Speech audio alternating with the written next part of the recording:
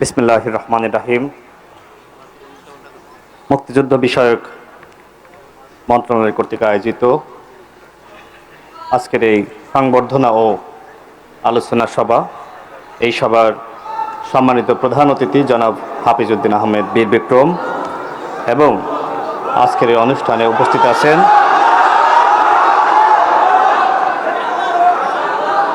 গণপ্রজাতন্ত্রী বাংলাদেশ সরকারের মাননীয় স্বরাষ্ট্রমন্ত্রী, মুক্তিযুদ্ধ বিষয়ক মন্ত্রী এবং আমার সামনে উপস্থিত বাংলাদেশ জাতীয়তাবাদী দল বিএনপির নেতৃবৃন্দ, বাংলাদেশ জামাত ইসলামের নেতৃবৃন্দ, বাংলাদেশ এনসিপির নেতৃবৃন্দ সহ উপস্থিত অতিথিবৃন্দ, আপনাদের সবাইকে শুভেচ্ছা এবং সালাম। আসসালামু আলাইকুম। আজকের এই অনুষ্ঠানে আমাদের মহামান্য রাষ্ট্রপতি উপস্থিত আছেন এবং তার উপস্থিতিতে আমাদের জুলাই যোদ্ধা এবং জুলাই শহীদ পরিবারের যে অবদান, সেই অবদানকে রাষ্ট্রীয়ভাবে স্বীকৃতি দেওয়ার জন্য আজকের এই আয়োজন।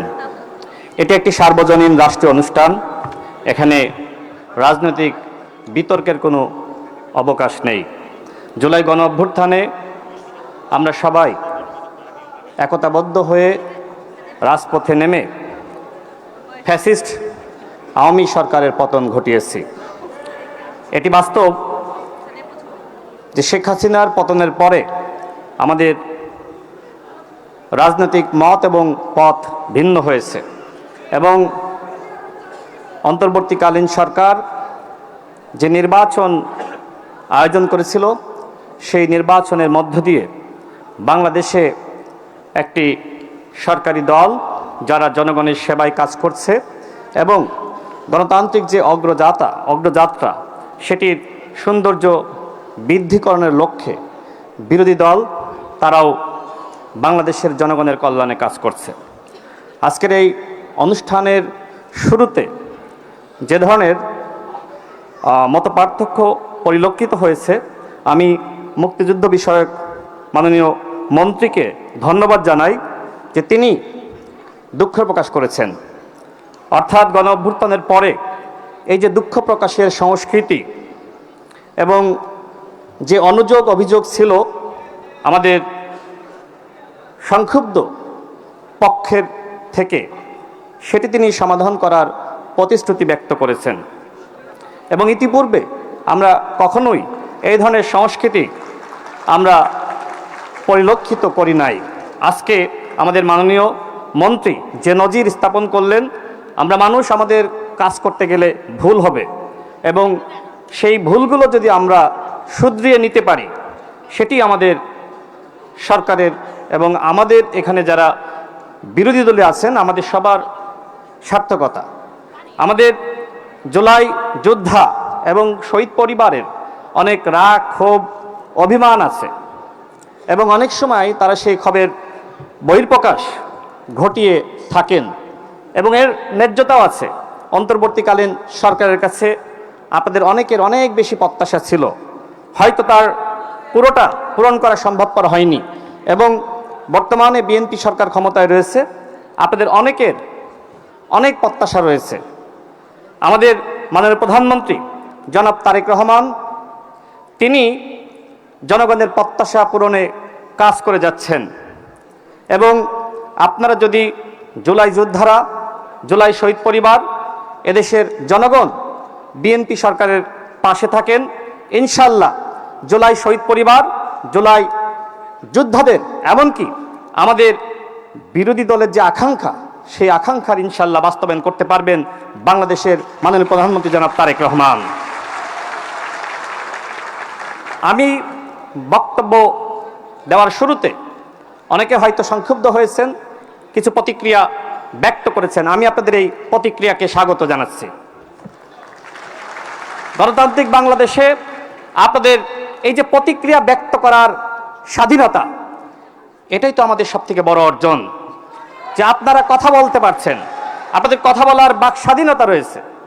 সুতরাং এই বাক স্বাধীনতাকে আমরা মূল্যায়ন করে সামনের দিনে আমরা অগ্রসর হব ইনশাআল্লাহ।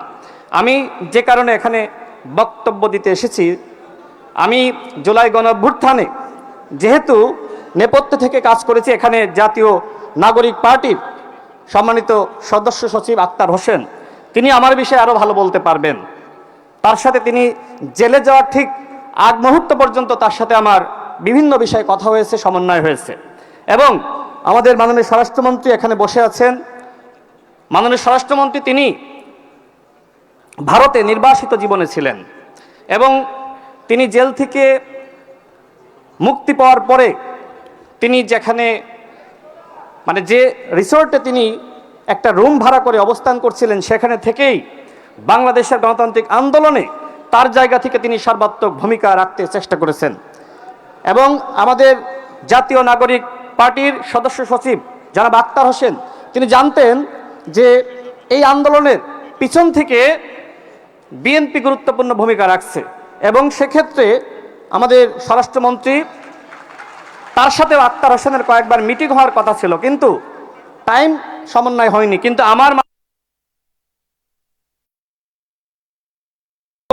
আমি আক্তার হোসেনের কাছে পৌঁছে দিয়েছি। আমাদের বাংলাদেশের মাননীয় প্রধানমন্ত্রী তিনি জুলাই গণঅভ্যুত্থানের সাথে তিনি সক্রিয়ভাবে জড়িত ছিলেন। তিনি লন্ডনে নির্বাসিত জীবনে ছিলেন, কিন্তু সেখানে থাকা অবস্থায় তিনি বিএনপিকে পরিচালিত করা এবং আমরা যারা যুগপৎ আন্দোলন করছিলাম সেই যুগপৎ আন্দোলনকে তিনি নেতৃত্ব দিচ্ছিলেন। এর মাঝে 2018 সালের কোটা সংস্কার আন্দোলন আমরা যেটা সফল করেছিলাম, 2024 সালে আবারও শেখ হাসিনার পতনের মাধ্যমে কোটা ফিরে আসে এবং এর প্রেক্ষিতে আমাদের বর্তমান প্রধানমন্ত্রী জনাব স্বরাষ্ট্রমন্ত্রী এবং বিএনপির অন্যান্য দায়িত্বশীল নেতৃবৃন্দ সহ ডাকসুর সাবেক ভিপি নুরুল হক নূর, বর্তমান বিএনপি সরকারের প্রতিমন্ত্রী, এবং আমি রাশেদ খান, এছাড়া ছাত্রদলের সভাপতি সাধারণ সম্পাদক সহ আমরা বেশ কিছু মানুষ একসাথে আলোচনা করেছিলাম যে ছাত্রদের এই আন্দোলনে রাজনৈতিক দল হিসেবে আমাদের যথেষ্ট দায়িত্ব রয়েছে এবং সেই দায়িত্বের যথাযথ সমন্বয় করেছেন আমাদের এখানে উপস্থিত আমাদের স্বরাষ্ট্রমন্ত্রী। আমি বক্তব্য বাড়াবো না, যেহেতু আমাদের 36 জুলাই চলছে। আমি সবার অবদান স্বীকার করতে চাই। আমি স্বচক্ষে আমি যতটুকু জানি, যতটুকু আমি দেখেছি, আমাদের স্বরাষ্ট্রমন্ত্রীর সাথে আমি একদিন কথা বলছিলাম, যেহেতু তিনি মাননীয় প্রধানমন্ত্রীর পক্ষ থেকে জুলাই গণঅভ্যুত্থানে তিনি রাজনৈতিক দলগুলোকে সমন্বয় করার দায়িত্ব পালন করছিলেন। তো সেক্ষেত্রে এখানে জামাত ইসলামের সেক্রেটারি জেনারেল উপস্থিত আছেন। আমি তার কাছে জিজ্ঞেস করছিলাম যে ওই সময় আসলে জামাতের কোন নেতার সাথে আপনি কথা বলতেন। তিনি বলেছিলেন যে জামাতের বর্তমান এমপি আব্দুল্লাহ মোহাম্মদ তাহের সাহেব। তো আমি জুলাই গণঅভ্যুত্থান নিয়ে একটি ইতিহাস লিপিবদ্ধ করতে গিয়ে আমি এই তথ্যগুলো পেয়েছি। সেক্ষেত্রে আমি আবার আব্দুল্লাহ মোহাম্মদ তাহের ভাইয়ের সাথে কথা বলেছিলাম যে জুলাই গণঅভ্যুত্থানের সময় বিএনপির কোন নেতার সাথে আপনার সবথেকে বেশি কথা হতো বা সমন্বয় হতো। তিনি আমাকে বলেছিলেন বর্তমান স্বরাষ্ট্রমন্ত্রী জনাব সালাউদ্দিন আহমেদ। আপনারা আব্দুল্লাহ মোহাম্মদ তাহের ভাইকে জিজ্ঞেস করতে পারেন। অর্থাৎ গণঅভ্যুত্থানের সময় বিএনপি, জামাত ইসলাম, এমন এনসিপি সেই সময় গঠিত হয়নি, ছাত্ররা ছিল, আমরা সবাই একসাথে কাজ করেছি। এছাড়া গণতন্ত্র মঞ্চের অন্তর্ভুক্ত দলগুলো, এখানে গণসংহতি আন্দোলনের সভাপতি আমাদের জুনায়েদ সাকিব ভাই আছেন, আরও যারা বাম প্রগতিশীল, এমনকি হেফাজতে ইসলাম, এমনকি আমি হেফাজতে ইসলামের নেতৃবৃন্দের সাথে কথা বলেছি যে জুলাই গণঅভ্যুত্থানের সময় বিএনপির পক্ষ থেকে আসলে কী ধরনের ভূমিকা ছিল আপনাদের সহযোগিতা করার জন্য। তো সেক্ষেত্রে হেফাজতে ইসলামের নেতৃবৃন্দ আমাকে যেটি জানিয়েছে যে হেফাজতে ইসলামের সাথে সমন্বয় করেছে আমাদের এখানে উপস্থিত বর্তমান স্বরাষ্ট্রমন্ত্রী। আমি কারোর অবদান অস্বীকার করছি না, জামাত ইসলামের ভূমিকা আছে, সেটা তো আমি বললামই যে আমাদের স্বরাষ্ট্রমন্ত্রীর সাথে আব্দুল্লাহ মোহাম্মদ তাহের ভাইয়ের যোগাযোগ ছিল এবং পুরো সমন্বয়টা হয়েছে। অর্থাৎ গণঅভ্যুত্থানের সময় আমরা একসাথে কাজ করেছি। এখন রাজনৈতিক বাস্তবতায় আমাদের মত এবং পথ ভিন্ন হয়ে গেছে। আমি মনে করি আপনাদের উচিত হবে এটিকে শ্রদ্ধা করা। একটি গণতান্ত্রিক রাষ্ট্রে সরকারি দল থাকবে, বিরোধী দল থাকবে, কিন্তু আমাদের মধ্যে যদি সহনশীলতা, ধৈর্যশীলতা না থাকে তাহলে বাংলাদেশকে এগিয়ে নিয়ে যাওয়া আমাদের পক্ষে কঠিন হবে। আজকে এখানে আপনারা যারা উপস্থিত হয়েছেন, মুক্তিযুদ্ধ বিষয়ক মন্ত্রণালয়ের পক্ষ থেকে যে আয়োজন হয়েছে, আমাদের মহামান্য রাষ্ট্রপতি জনাব হাফিজউদ্দিন আহমেদ বীর বিক্রম এখানে উপস্থিত আছেন। আজকে যারা জুলাই শহীদ পরিবার, জুলাই যোদ্ধারা উপস্থিত হয়েছেন, আপনাদের অবদানে এই নতুন বাংলাদেশ। এই নতুন বাংলাদেশে আপনারা যাতে ভালো থাকেন, এই জাতি ভালো থাকে এবং আপনাদের সমস্ত দাবি ইনশাল্লাহ আমি দৃঢ় বিশ্বাস করি আমাদের মাননীয় প্রধানমন্ত্রী জনাব তারেক রহমান পূরণ করবেন। এবং এই বাংলাদেশ শহীদদের বাংলাদেশ, যেমনিভাবে ৭১-এর মহান মুক্তিযোদ্ধাদের আমাদের স্মরণ করতে হবে, ঠিক একইভাবে ২৪শে জুলাই যোদ্ধা এবং শহীদদের আমাদের মনে রাখতে হবে, স্মরণ করতে হবে। আমি আবারও আপনাদেরকে ধন্যবাদ জানিয়ে আমার বক্তব্য শেষ করছি। আল্লাহ হাফেজ, ভালো থাকবেন। আসসালামু আলাইকুম। সুধী মণ্ডলী, এবারে বক্তব্য প্রদান করবেন জাতীয় নাগরিক পার্টি এনসিপির সদস্য সচিব Akhtar Hossain MP. Now, Member Secretary of National Citizen Party, Akhtar Hussain MP, is going to speak.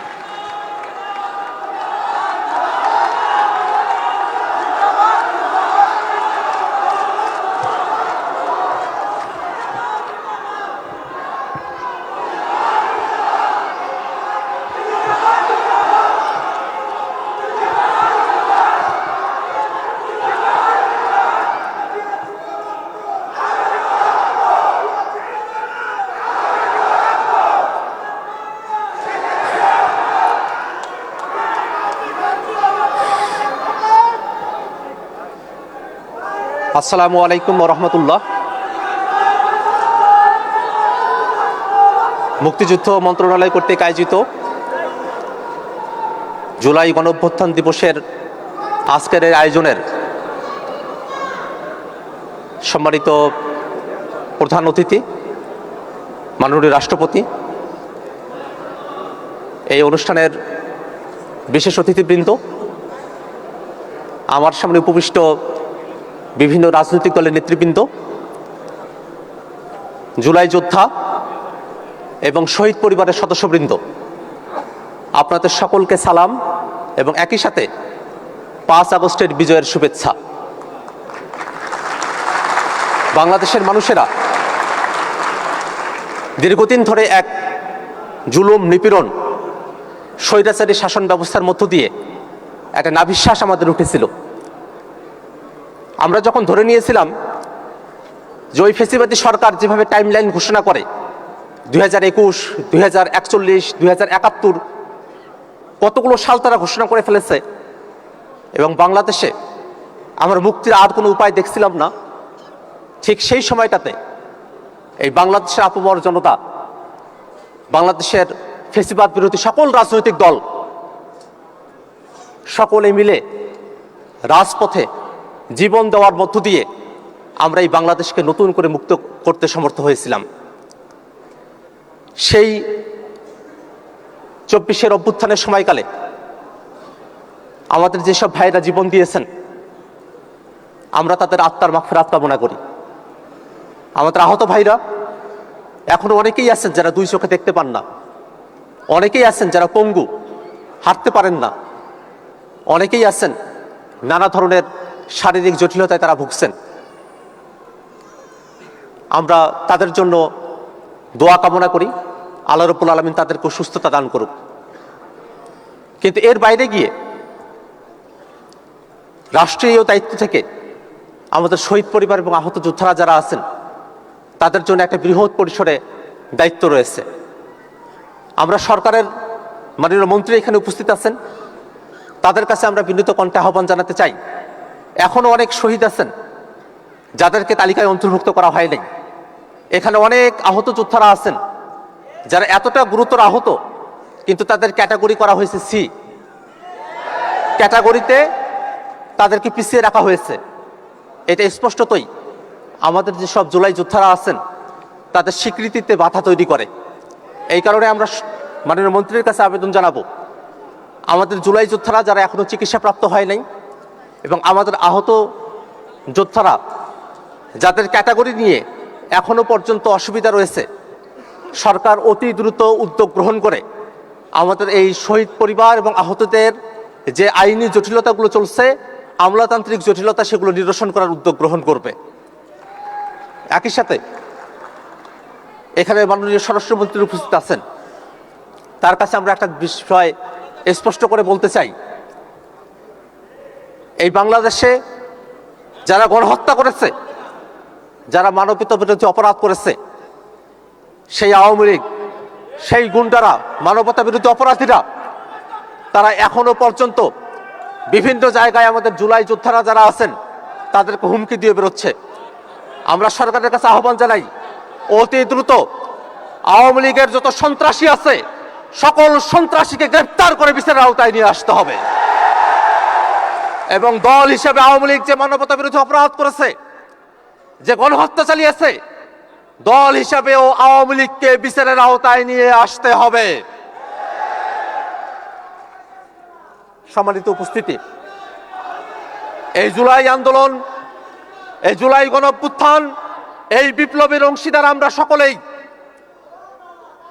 আমরা আজকে একটা রাষ্ট্রীয় প্রোগ্রামে এখানে উপস্থিত হয়েছি, কোনো দলীয় প্রোগ্রামে না। যে রাষ্ট্রীয় প্রোগ্রামে আমরা উপস্থিত হয়েছি সে রাষ্ট্র সবাইকে ধারণ করার কথা, কিন্তু দুর্ভাগ্যের বিষয় কেন যেন আমাদের রাষ্ট্রীয় একটা প্রোগ্রামেও আমরা ইতিহাসের সমস্ত কিছুকে আমরা ধারণ করতে ব্যর্থ হলাম। আপনারা খেয়াল করে দেখবেন, এই বাংলাদেশে মুক্তিযুদ্ধের ইতিহাসকে যেমন একপেশেভাবে আওয়ামী লীগ দখল করেছিল, ঠিক একই ধরনের একটা পরিস্থিতি এখানে তৈরি হয়েছে। আমরা যারা বয়সী তরুণ, জীবনের সমস্ত ঝুঁকি নিয়েও শহীদ রাষ্ট্রপতি জিয়াউর রহমানের মুক্তিযুদ্ধের যে অবদান সেটাকে আমরা বারংবার বলে গেছি, কারণ এটা ইতিহাসের অংশ, এই ইতিহাসকে বোঝা যায় না।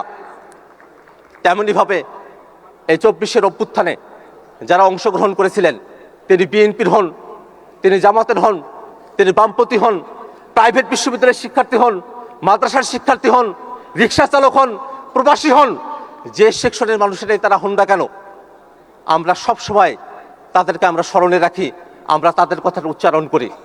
কিন্তু আজকে এখানে একটা ডকুমেন্টারি প্রদর্শিত হলো, সেই ডকুমেন্টারিতে দেখেন খেয়াল করে, এই আন্দোলনটা যে ব্যানারে সংগঠিত হয়েছিল, বৈষম্য বিরোধী ছাত্র আন্দোলন, সেই আন্দোলনের ব্যানার, সেই ব্যানারটার কথা এখানে উল্লেখ করা হলো না।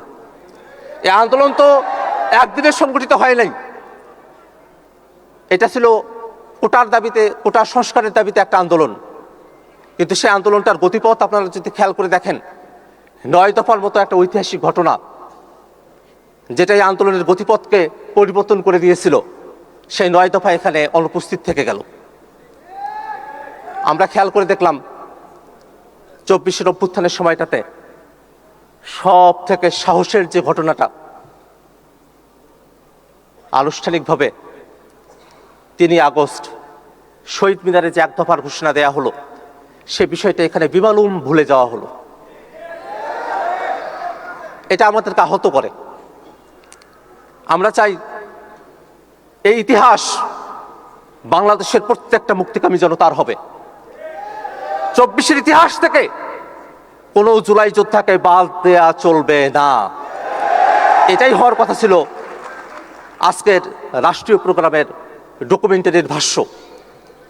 কিন্তু দুর্ভাগ্যের বিষয়, আজকে বাংলাদেশের বিভিন্ন রাষ্ট্রীয় প্রতিষ্ঠানগুলোতে যেমন করে দলীয়করণ হচ্ছে, যেমন করে দলীয় লোকরা বসছে, ঠিক তেমনিভাবে আজকে ইতিহাসেও একটা দলীয়করণ করা হলো।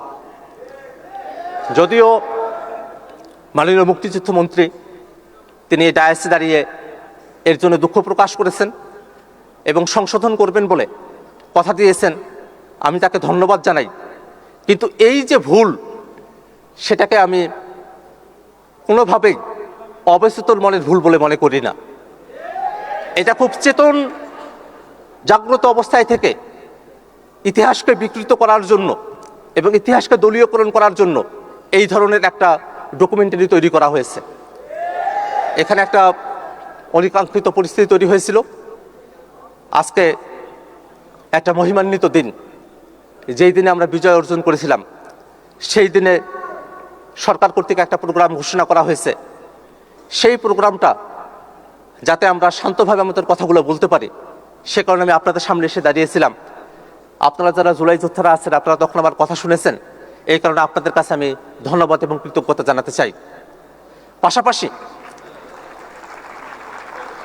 এই প্রোগ্রামটা যখন চলছে, ঠিক সেই সময়টাতে আমাদের একজন বৈষম্যবিরোধী ছাত্র আন্দোলনের সমন্বয়ক যিনি এবং তার সাথে আরো কয়েকজন, আপনারা সবাই কি চিনে থাকবেন, মাহিন সরকার, রিফাত রশিদ, আব্দুল কাদের, আব্দুল হান্নান মাসুদ, যখন প্রথম সারির সমন্বয়কদেরকে ডিবি অফিসে বন্দী করে রাখা হয়েছিল তখন তারাই আন্দোলনটাকে চালিয়ে দিয়ে গিয়েছিলেন। কিন্তু মাহিন সরকার এই অনুষ্ঠানে দাওয়াত পেয়েছিলেন, এসেছিলেন, কিন্তু তাকে এই অনুষ্ঠানে আর থাকার সুযোগ হয়ে ওঠে নাই। এই পরিস্থিতির কারণে এক ধরনের ধস্তাধস্তির পরিস্থিতিতে তাকে এই হলরুম থেকে বেরোয় যেতে হয়েছে। সেটা এখানকার শুধু পরিস্থিতি নয়, আজকে রাষ্ট্রীয়ভাবে অনেকগুলো জায়গাতেই, অনেকগুলো জেলা এবং শিক্ষা প্রতিষ্ঠানে প্রোগ্রাম চলছে। সেই জেলা এবং শিক্ষা প্রতিষ্ঠানগুলোর অনেকগুলোতেই সরকার দলীয় নেতাকর্মীরা তারা এনসিপি এবং অন্যান্য নেতাকর্মীদের উপরে তারা হামলা করেছে, তাদেরকে অনুষ্ঠানস্থল থেকে বের করে দিয়েছে। এই যখন পরিস্থিতি চলছে, ঠিক সেই সময়টাতে আমি জুলাই যোদ্ধাদের একজন হয়ে এবং আমার দলের একজন প্রতিনিধি হিসাবে এই প্রোগ্রামের সফলতা কামনা করি, কিন্তু আমার ব্যক্তিগত পক্ষে এবং আমার যারা সহযোদ্ধারা আছেন তাদের জন্য একটা সুন্দরের আকাঙ্ক্ষায় আমার পক্ষে এই প্রোগ্রামে অবস্থান করা আর সম্ভবপর নয়। আমি আজকের এই অনুষ্ঠানের মাননীয় রাষ্ট্রপতি, তাকে আমি ধন্যবাদ জ্ঞাপন করি। তিনি বাংলাদেশের পক্ষে যেভাবে অবস্থান নিয়েছেন সেটাকে আমরা ধারণ করি। তিনি একই সাথে মুক্তিযোদ্ধা, একই সাথে জুলাই যোদ্ধা, তার প্রতি সম্মান ব্যক্ত করছি। সেই সম্মান রেখে আমি নীরবে এখান থেকে প্রস্থান করার সিদ্ধান্ত গ্রহণ করলাম। আপনাদের সকলকে ধন্যবাদ।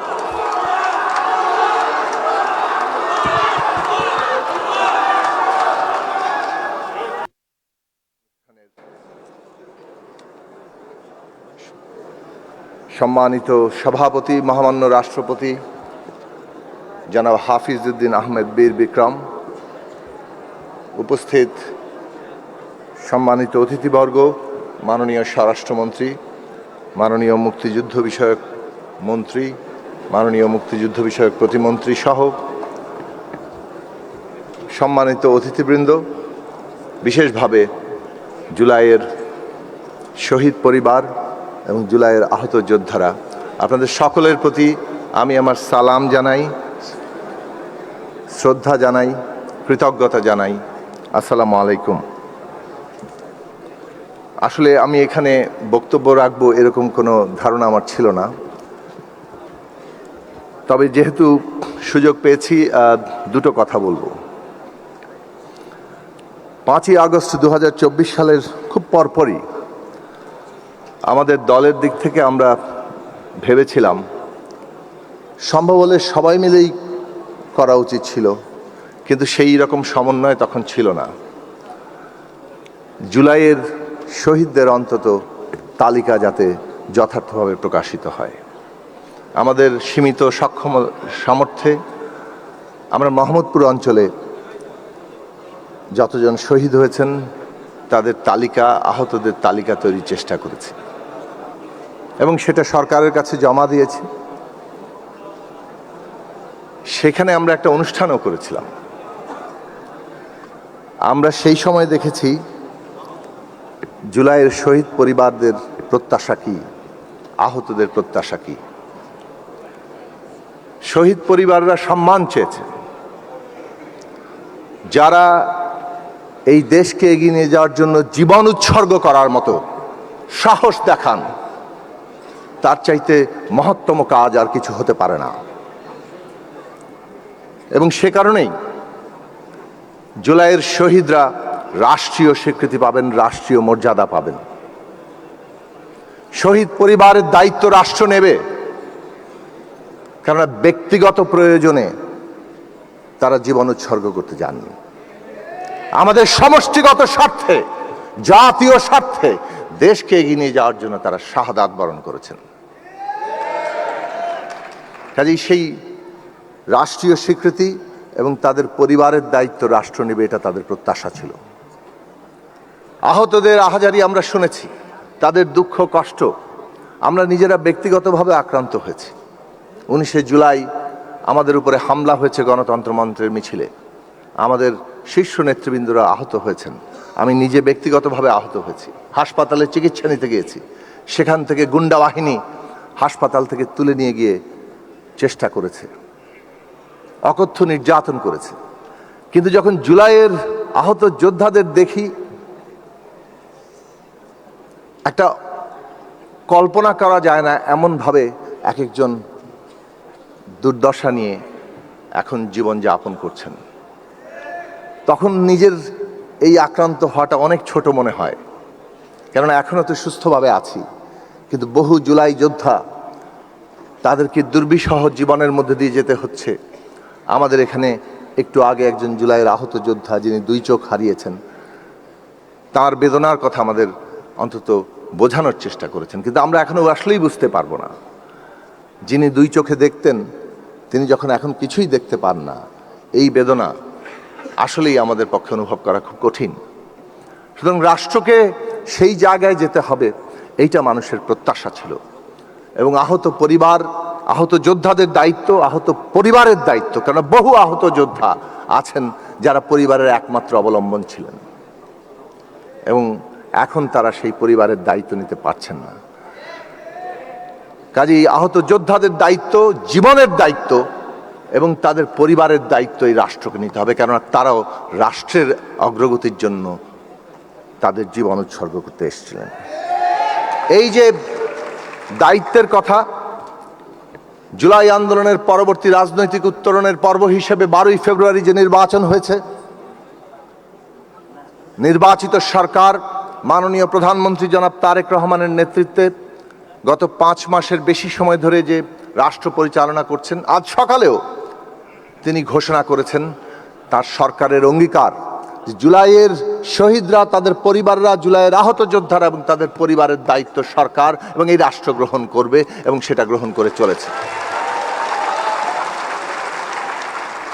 ব্যক্তিগতভাবে আমি এতটুকু আহ্বান জানাতে চাই, দায়িত্বপ্রাপ্ত মন্ত্রণালয়, এখনো যদি কোনো ত্রুটি থাকে, অভিযোগ থাকে, সর্বোচ্চ সংবেদনশীলতার সাথে সেটা শুনতে হবে, মর্যাদা এবং সম্মানের সাথে সেটা শুনতে হবে, এবং তাদের মর্যাদা এবং সম্মান দিয়ে রাষ্ট্র যাতে তাদের সম্মানিত করতে পারে তার ব্যবস্থা গ্রহণ করতে হবে। আগামী 3য় বর্ষপূর্তিতে আমরা যেন কোনো জুলাই যোদ্ধার, কোনো জুলাই শহীদ পরিবারের অভিযোগ না শুনি, এবং এইটা এই রাষ্ট্রের অগ্রাধিকার হওয়া উচিত। মাননীয় প্রধানমন্ত্রীর যে অঙ্গীকার, সে অঙ্গীকার বাস্তবায়ন এই সরকার করবে, সেই প্রত্যাশা আজকের বাংলাদেশের মানুষ করে। দ্বিতীয় একটা কথা বলি, জুলাই আন্দোলন, গণ অভ্যুত্থান অনেকটা প্রকৃতির মতো। প্রকৃতি যেমন সবাইকে ধারণ করে, জুলাই আন্দোলনে সেভাবে সব মানুষেরা ছিলেন। সব রাজনৈতিক দল যারা ফ্যাসিবাদের বিরুদ্ধে দাঁড়িয়েছিল, তারা এইখানে জীবন দিয়েছেন, আহত হয়েছেন, লড়াই করেছেন। দেশের সাধারণ মানুষেরা, ছাত্ররা যেমন এগিয়ে এসেছিল, তরুণরা যেমন এগিয়ে এসেছিল, শ্রমজীবী মানুষ, শ্রমিক, একেবারে গ্রাম পর্যন্ত কৃষক, কৃষকের সন্তানরা, তারা এসছেন। নারী, পুরুষ, বাঙালি, চাকমা, মারমা, হিন্দু, মুসলমান, প্রত্যেকটি, এমনকি শিশু, বৃদ্ধ, সবাই এসছেন। সন্তান সম্ভবমান নারীরা রাস্তায় নেমে এসেছিলেন। সমাজের এমন কোনো অংশ মানুষ নাই যারা এই আন্দোলনে যোগ দেননি, যারা ফ্যাসিবাদের বিরুদ্ধে দাঁড়িয়েছিলেন। কাজেই জুলাই অভ্যুত্থানকে যখন আমরা স্মরণ করি, সেইখানে আমাদের ওই জনগণের যে অবদান, সেইটাকেই সবার আগে তুলে ধরা দরকার। ওই একটা জায়গা আমাদের ঐক্যবদ্ধ থাকা দরকার। আমরা যদি বিভক্ত হই, বিভক্ত হওয়াটা স্বাভাবিক রাজনৈতিকভাবে, গণতান্ত্রিক ব্যবস্থায়, কিন্তু মনে রাখবেন জুলাই আমাদের ঐক্যবদ্ধ করেছিল ফ্যাসিবাদের বিরুদ্ধে। ফ্যাসিবাদী ব্যবস্থা অথবা শাসকরা যাতে আবার গেড়ে বসতে না পারে, পুনরুত্থিত না হতে পারে, সেই জায়গায় যদি আমরা ঐক্যবদ্ধ থাকতে না পারি, তাহলে আমরা বোধহয় আমাদের বিভেদ দিয়ে তাদের রাস্তা প্রশস্ত করব। রাজনৈতিক বিরোধ গণতন্ত্রে থাকবে, কিন্তু রাষ্ট্রীয় কর্মসূচি এবং আমরা যখন জুলাইকে স্মরণ করি, সেটা যেন প্রকৃতির মতোই হয়। যারা প্রতিবাদ করেছেন তাদের যথাযথ প্রতিনিধিত্ব না হওয়ার কারণে তাকে আমরা সম্মান করি এবং সেই প্রতিনিধিত্ব হওয়ার দরকার, তার প্রতিশ্রুতিও সরকারের পক্ষ থেকে দেওয়া হয়েছে। তবে এটাও আমাদের সকলের মনে রাখা দরকার, কেবল নিজেদের প্রতিনিধিত্ব থাকলেই হয় না, অন্যের প্রতিনিধিত্ব যদি না থাকে তারও প্রতিবাদ করা উচিত। আমরা 2 বছরে প্রতিনিধিত্বের দিক থেকে বহু ধরনের বাদ দেওয়ার নীতি দেখেছি। যে কোনো ধরনের বাদ দেওয়ার নীতি নিন্দনীয়, সেটাই হওয়া উচিত। রিপ্রেজেন্টেশন যতগুলো অংশের মানুষের ছিল, সবগুলো অংশের, সবগুলো রাজনৈতিক সংগঠনের প্রতিনিধিত্ব এই সব ধরনের প্রকাশের মধ্যে থাকা উচিত, ছোট বড় মাঝারি। কাজেই ওই প্রকৃতির কথা আবার স্মরণ করাবো যে এইটা আমাদের শক্তি। বাংলাদেশের তরুণরা, বাংলাদেশের ছাত্র শ্রমিক জনতা, তারা দেখিয়েছেন যে তারা আবার উত্থিত হতে জানেন, এবং এই উত্থানের শক্তিকে যদি আমাদের ধারণ আমরা করতে না পারি, তাহলে আমরা বাংলাদেশকে এগিয়ে নিয়ে যেতে পারবো না। বাংলাদেশকে এগিয়ে নিয়ে যাওয়া কাজটা সকলের। সরকার সেখানে হয়তো দায়িত্ব পালন করে পরিচালনার ক্ষেত্রে, কিন্তু সরকার সম্পন্ন হয় না যতক্ষণ না পর্যন্ত বিরোধী দল সহ দেশের সমস্ত মানুষকে এই কাজের মধ্যে যুক্ত করা যায়। কাজেই বাংলাদেশকে যদি এগিয়ে নিয়ে যাওয়ার দায়িত্ব আমরা বোধ করি, যেটা জুলাই আমাদের সামনে কর্তব্য আকারে হাজির করেছে, আমরা সবাই এই জুলাই সহ জুলাইয়ের প্রেক্ষাপটের যে লড়াই, সেইটাকে যদি আমরা খেয়াল রাখি, সমস্ত শহীদ, সমস্ত আহত লড়াই যোদ্ধা, তাদের প্রত্যেকের রক্তের ঋণে আমরা আবদ্ধ। সেই রক্তের ঋণ স্বীকার করে আমাদের বাংলাদেশকে এগিয়ে নিয়ে যেতে হবে। এই বিরোধ করবেন না, গণ অভ্যুত্থান হঠাৎ করে জুলাই মাসের নামে নাই। এটা দীর্ঘ 15-16 বছর ফ্যাসিবাদ বিরোধী লড়াইয়ের ধারাবাহিকতায় এই গণ অভ্যুত্থান তৈরি হয়েছে। জনগণের বৃহত্তর ঐক্যের ডাক যখন তৈরি হয়েছে, রাষ্ট্র ব্যবস্থা যেটা ফ্যাসিস্ট ব্যবস্থায় পরিণত করা হয়েছিল, সেই ফ্যাসিস্ট ব্যবস্থা বদলের গণতান্ত্রিক ব্যবস্থা কায়েমের কর্মসূচি যখন মানুষের সামনে হাজির হয়েছে, তখন মানুষ বিরোধ ভেঙে একটা ঐক্যের জায়গায় এসছেন। ইতিহাসের দিকে তাকান, 69 সালে গণ অভ্যুত্থান হয়েছে, 71 সালে মুক্তিযুদ্ধ হয়েছে, 90 সালে গণ অভ্যুত্থান হয়েছে। সবগুলো ইতিহাসের লগ্নে যখন মানুষের মধ্যে বিরোধকে মীমাংসা করা গেছে, ঐক্যের আহ্বান এসছে, বৃহত্তর ঐক্যের, তখনই অভ্যুত্থানের উত্থান মানুষের মধ্যে সংগঠিত হয়েছে। সুতরাং প্রেক্ষাপট ছাড়া কিছু হাজির হয় না। আমরা যদি জুলাই আর জুলাইয়ের প্রেক্ষাপটকে আলাদা করি, তার ধারাবাহিকতাকে অস্বীকার করি, তাহলে আমরা নিজেদের মধ্যে এমন বিরোধে জড়াবো যে বিরোধ জুলাইকে অস্বীকার করারই সামিল হবে। জুলাইয়ের শহীদদের যে রক্তের ঋণ, তার থেকে আমরা পিছিয়ে যাব। কাজেই আমি শেষ করব এই কথা বলে, আমাদের সকলের সম্মিলিত সংগ্রামের স্বীকৃতি আমরা যত বেশি দিতে পারবো, এই রাষ্ট্র তার যে জাতীয় পুনর্গঠনের কর্তব্য শহীদেরা আমাদের সামনে হাজির করেছেন, সেইটা আমরা এগিয়ে নিয়ে যেতে পারবো। আবারও সকলের প্রতি শ্রদ্ধা, ভালোবাসা, বিশেষভাবে এই শহীদদের প্রতি আমাদের অবিরাম কৃতজ্ঞতা জানিয়ে আমি আমার বক্তব্য শেষ করছি। সুধীমণ্ডলী, এবারে বক্তব্য প্রদান করবেন বাংলাদেশ জামায়াতে ইসলামের secretary general Mia Golam Parwar. Now, Secretary General of Bangladesh Jamaat Islami, Mia Ghulam Parwar, is going to speak.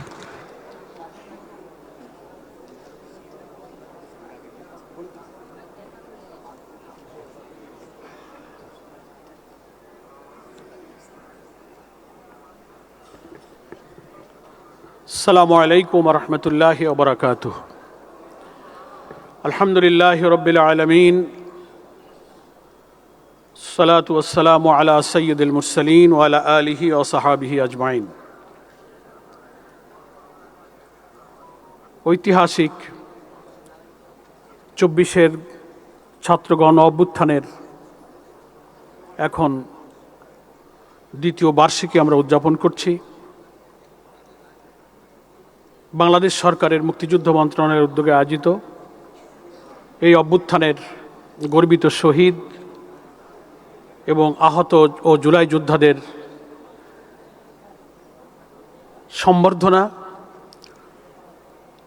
এবং ক্রেস্ট বিতরণ সহ আজকের এই আলোচনা সভার সম্মানিত সভাপতি, মুক্তিযুদ্ধ মন্ত্রণালয়ের মাননীয় মন্ত্রী, এখানে প্রধান অতিথি হিসেবে আমাদের মাঝে উপস্থিত আছেন বাংলাদেশের মহামান্য রাষ্ট্রপতি মেজর অবসরপ্রাপ্ত হাফিজউদ্দিন বীর বিক্রম, উপস্থিত আছেন মাননীয় স্বরাষ্ট্রমন্ত্রী, মুক্তিযুদ্ধ প্রতিমন্ত্রী সহ সম্মানিত সুধীবৃন্দ, অতিথিবৃন্দ এবং আমার দেশবাসী ভাই ও বোনেরা। অনেক সময় আমরা পার করেছি, জোহরের নামাজের সময় হয়েছে। আমি সংক্ষেপে দু একটি কথা বলতে চাই। শুরুতেই আমি আজকের এই অনুষ্ঠানে বাংলাদেশ জামায়াতে ইসলামীর সম্মানিত আমির, জাতীয় সংসদের সম্মানিত বিরোধী দলীয় নেতা ডক্টর শফিকুর রহমানের আন্তরিক শুভেচ্ছা এবং সালাম আপনাদেরকে পেশ করছি। তিনি আপনাদের সকলকে সালাম এবং শুভেচ্ছা জানিয়েছেন। সুধীবৃন্দ, জুলাই অভ্যুত্থানের যে গণ আকাঙ্ক্ষা, সেটা আমরা সবাই জানি। সর্বকনিষ্ঠ শহীদ জাবের ইব্রাহিম বলুন, আনাস বলুন, মেহেদি হাসান বলুন, আর ওদিকে মুগ্ধ আবু সাইদ বলুন, সহস্রাধিক জীবন, 20-30 হাজার মানুষের ক্ষত বিক্ষত, রক্তাক্ত, অশ্রুসিক্ত মানুষের এখনও যে কান্না, এক একজনের শরীরে শত শত বুলেট স্পিনটার নিয়ে তাদের ঘুম হয় না, রাতের যে কান্নাকাটি করে, এসব মানুষের আকাঙ্ক্ষা কিন্তু মন্ত্রী হওয়া, এমপি হওয়া, দুনিয়ার কোনো সুযোগ সুবিধা, রাষ্ট্রীয় প্রিভিলেজ নেওয়া, এজন্য তারা রাজপথে কিন্তু জীবনবাজি করে নামে নাই। মৃত্যু ভয়হীন এক অকুতভয় যোদ্ধা হিসেবে তারা নেমেছে। শহীদ জাবেরের মা যখন বলে, 6 বছরের শিশু মাকে বলেছে, মা আমাকে হেলমেট পরিয়ে দাও, আমি যুদ্ধে যাব। শেখ হাসিনার নিষ্ঠুরতা, বর্বরতা, অত্যাচার, নির্যাতন, ভয়াবহ দৃশ্য দেখে শিশুদের মনের মধ্যে দ্রোহ সৃষ্টি হয়েছিল বলে তারাও রাজপথে 5ই জুলাই ওই গণভবনের বাংলাদেশের সমস্ত প্রবেশ পথ দিয়ে রাজধানীতে কোটি কোটি মানুষ যখন মিছিলে যাচ্ছিল, ওই সব শিশুরা সেই মিছিলে সামিল হয়ে সেখানেই তারা জীবন দান করেছে। তার অর্থ এই ছিল না যে তারা পৃথিবীর কোনো সুযোগ সুবিধার জন্য এসেছিল। এটা ছিল মানুষের মুক্তি, দেশের কল্যাণ, অন্যায়, অসত্য, অবিচারের বিরুদ্ধে বিবেকের মধ্যে জেগে ওঠা দ্রোহ। সেই দ্রোহই আমাদের সন্তানদেরকে এই বিপ্লবের জন্য রাজপথে নামিয়েছিল। আমার আজকে আবেদন থাকবে মহামান্য রাষ্ট্রপতির উপরে। এই কারণে আলাদাভাবে আমি বলছি যে সরকার এবং রাষ্ট্র, বাংলাদেশের সংবিধান অনুযায়ী দুটো সেপারেট এন্টিটি আছে। অনেক সময় পার্লামেন্টারি ডেমোক্রেসিতে যারা সরকার এবং সরকার প্রধান থাকেন, সরকার পরিচালনায় তাদের মধ্যে অনেকটা পলিটিক্যাল কনসিডারেশন থাকে, কিন্তু যিনি মহামান্য রাষ্ট্রপতি হন বাংলাদেশের সাংবিধানিক নিয়ম অনুযায়ী, তিনি কোনো রাজনৈতিক দলের সদস্য থাকেন না, তার কাছে কোনো পলিটিক্যাল কনসিডারেশন থাকে না। ফলে আমার আহ্বান থাকবে এই রাষ্ট্রের প্রতি, এই 36 জুলাই ব্যাপী মাসব্যাপী যে অনেক অনুষ্ঠান বাংলাদেশের বিভিন্ন দল, মত, সংস্থা করলো, আমাদের অনেক অনুষ্ঠানে উপস্থিত থাকার সুযোগ হয়েছে, আপনারাও সবাই থেকেছেন। সেই সব অনুষ্ঠানে শহীদদের মায়েদের যে কান্না এখানেও আমরা শুনলাম, এখান থেকে বোঝা যায় যে তাদের সে আকাঙ্ক্ষা পূরণ হয়নি। আমি এখানে গর্বিত শহীদদের পরিবারের যারা সম্মানিত সদস্য আছেন, আহত জুলাই যোদ্ধা আছেন, সকলের জন্য আমি বলবো, যারা জীবন দিয়ে দুনিয়া থেকে চলে গেছেন, আল্লাহ তাআলার কাছে তারা সম্মানিত হবেন, আল্লাহ তাআলা তাদেরকে শাহাদাতের মর্যাদা দান করবেন বলে আমরা বিশ্বাস করি, যেহেতু তারা নিঃস্বার্থভাবে দেশ এবং জাতির কল্যাণে জীবন দিয়েছেন। আর যারা আহত হয়েছেন, অসুস্থ হয়ে আছেন, আমরা তাদের জন্য দোয়া করি, আল্লাহ তাআলা তাদেরকে সুস্থতা দান করে একটা বৈষম্যহীন রাষ্ট্র বিনির্মাণে তাদের এই সংগ্রামের সুফল যেন তারা চোখে দেখে যেতে পারেন, আমরা তাদের জন্য দোয়া করি। কিন্তু মহামান্য রাষ্ট্রপতির কাছে আমার আবেদন থাকবে, মাসব্যাপী জুলাই যোদ্ধার শহীদ পরিবারের যে কান্না, সব আহতদের সমান তালিকায় আনা হয়নি, সুযোগ সুবিধা পাচ্ছে না, অনেকে তালিভুক্ত হননি, অনেকের চিকিৎসা হচ্ছে না।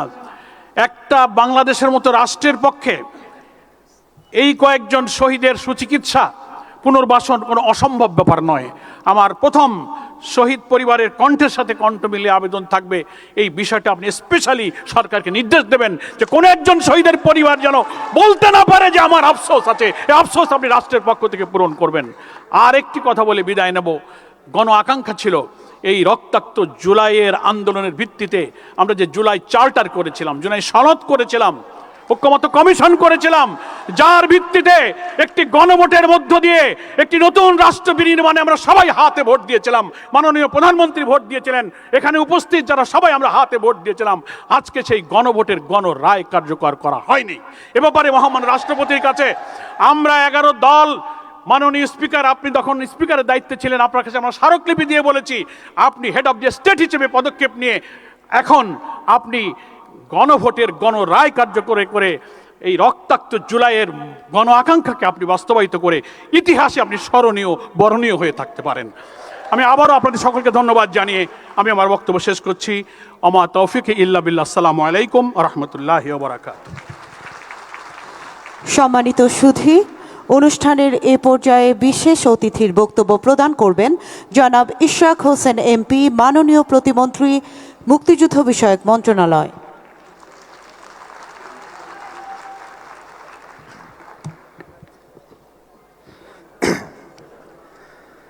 বিসমিল্লাহির রহমানির রহিম।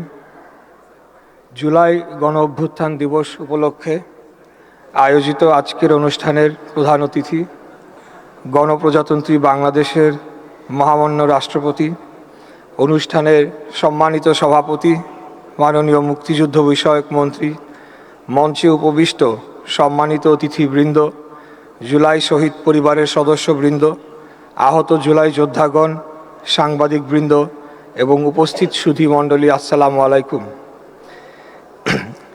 আজ আমরা কেবল একটি দিবস পালনের জন্য সমবেত হইনি।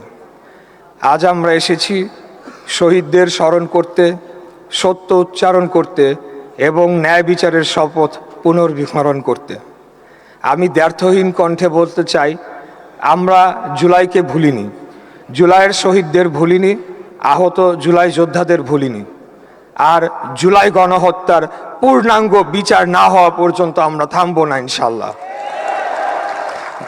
গভীর শ্রদ্ধার সঙ্গে স্মরণ করছি জুলাই গণঅভ্যুত্থানের সকল শহীদকে। শ্রদ্ধা জানাচ্ছি সেই সাহসী ছাত্র জনতাকে যারা বন্দুকের সামনে বুক পেতে দাঁড়িয়েছিলেন, যারা ভয়কে পরাজিত করে অন্যায়, বৈষম্য ও দমনপীড়নের বিরুদ্ধে প্রতিরোধ গড়ে তুলেছিলেন। আপনাদের সাহসেই বাংলাদেশ ঘুরে দাঁড়িয়েছিল। আপনাদের আত্মত্যাগেই মানুষের অধিকার পুনরুদ্ধারের পথ তৈরি হয়েছিল। আপনাদের রক্তেই রচিত হয়েছে আমাদের জাতীয় ইতিহাসের এক অবিস্মরণীয় অধ্যায়। জুলাই কোনো ব্যক্তি, দল কিংবা গোষ্ঠীর সম্পত্তি নয়। জুলাই বাংলাদেশের জনগণের, জুলাই আমাদের জাতীয় ইতিহাসের এক অবিচ্ছেদ্য অংশ। বাংলাদেশ একবারই স্বাধীন হয়েছে 1971 সালের মহান মুক্তিযুদ্ধের মাধ্যমে। মহান মুক্তিযুদ্ধ আমাদের একটি স্বাধীন রাষ্ট্র, একটি সার্বভৌম ভূখণ্ড এবং একটি গর্বিত পতাকা দিয়েছে। জুলাই সেই স্বাধীনতাকে রক্ষা করার এক রক্তাক্ত লড়াই। জুলাই স্বাধীন বাংলাদেশের মানুষের অধিকার, মর্যাদা ও গণতান্ত্রিক মালিকানা পুনঃপ্রতিষ্ঠার সংগ্রাম। মহান মুক্তিযুদ্ধ আমাদের জাতির ভিত্তি। আর সাম্য, মানবিক মর্যাদা ও সামাজিক ন্যায় বিচারের যে আকাঙ্ক্ষা মুক্তিযুদ্ধের মূল প্রেরণা ছিল, জুলাইয়ের ছাত্র জনতার কণ্ঠে সেই আকাঙ্ক্ষাই আবার উচ্চারিত হয়েছে। সার্বভৌমত্ব শুধু মানচিত্র ও সীমান্তের বিষয় নয়। সার্বভৌমত্বের অর্থ বাংলাদেশের সিদ্ধান্ত নেবে বাংলাদেশের জনগণ। বাংলাদেশ কোনো দেশীয় স্বৈরশক্তির কাছে মাথা নত করবে না, কোনো বিদেশি চাপ কিংবা হস্তক্ষেপের কাছেও মাথা নত করবে না। বাংলাদেশের স্বাধীনতা, সার্বভৌমত্বের প্রশ্নে কোনো আপোষ হবে না। কিন্তু মানুষের এই অধিকার প্রতিষ্ঠার জন্য আমাদের অত্যন্ত ভারী মূল্য দিতে হয়েছে। 2024 সালের জুলাই আগস্টে নিরস্ত্র ছাত্র জনতার উপর নির্বিচারে গুলি চালানো হয়, মানুষকে হত্যা করা হয়েছে, আহতদের উপর নির্যাতন করা হয়েছে, রাজপথে, হাসপাতালে এবং মানুষের ঘরে ঘরে ভয় ছড়িয়ে দেওয়া হয়েছে। জুলাই শহীদদের পরিবারের সদস্যদের আমি বলতে চাই, আপনারা একা নন। আপনারা রাষ্ট্রের কাছে অনুগ্রহ প্রার্থী নন, বরং রাষ্ট্র আপনাদের কাছে ঋণী। আপনাদের সন্তান, ভাই, বোন, স্বামী কিংবা পিতা শুধু একটি পরিবারের সদস্য নন, তারা সমগ্র জাতির গর্ব। তাদের রক্তের ঋণ শুধু বক্তব্য, স্মরণসভা কিংবা ফুল দিয়ে শোধ করা যাবে না। সেই ঋণ শোধ করতে হবে সত্য প্রতিষ্ঠার মাধ্যমে, তাদের পরিবারের মর্যাদা নিশ্চিত করার মাধ্যমে এবং হত্যাকারীদের বিচার সম্পন্ন করার মাধ্যমে। আজ এই রাষ্ট্রীয় মঞ্চ থেকে আমি স্পষ্টভাবে ঘোষণা করতে চাই, জুলাই গণহত্যার পরিকল্পনাকারী, নির্দেশদাতা, বাস্তবায়নকারী ও সহযোগী কেউই বিচারের বাইরে থাকতে পারবে না।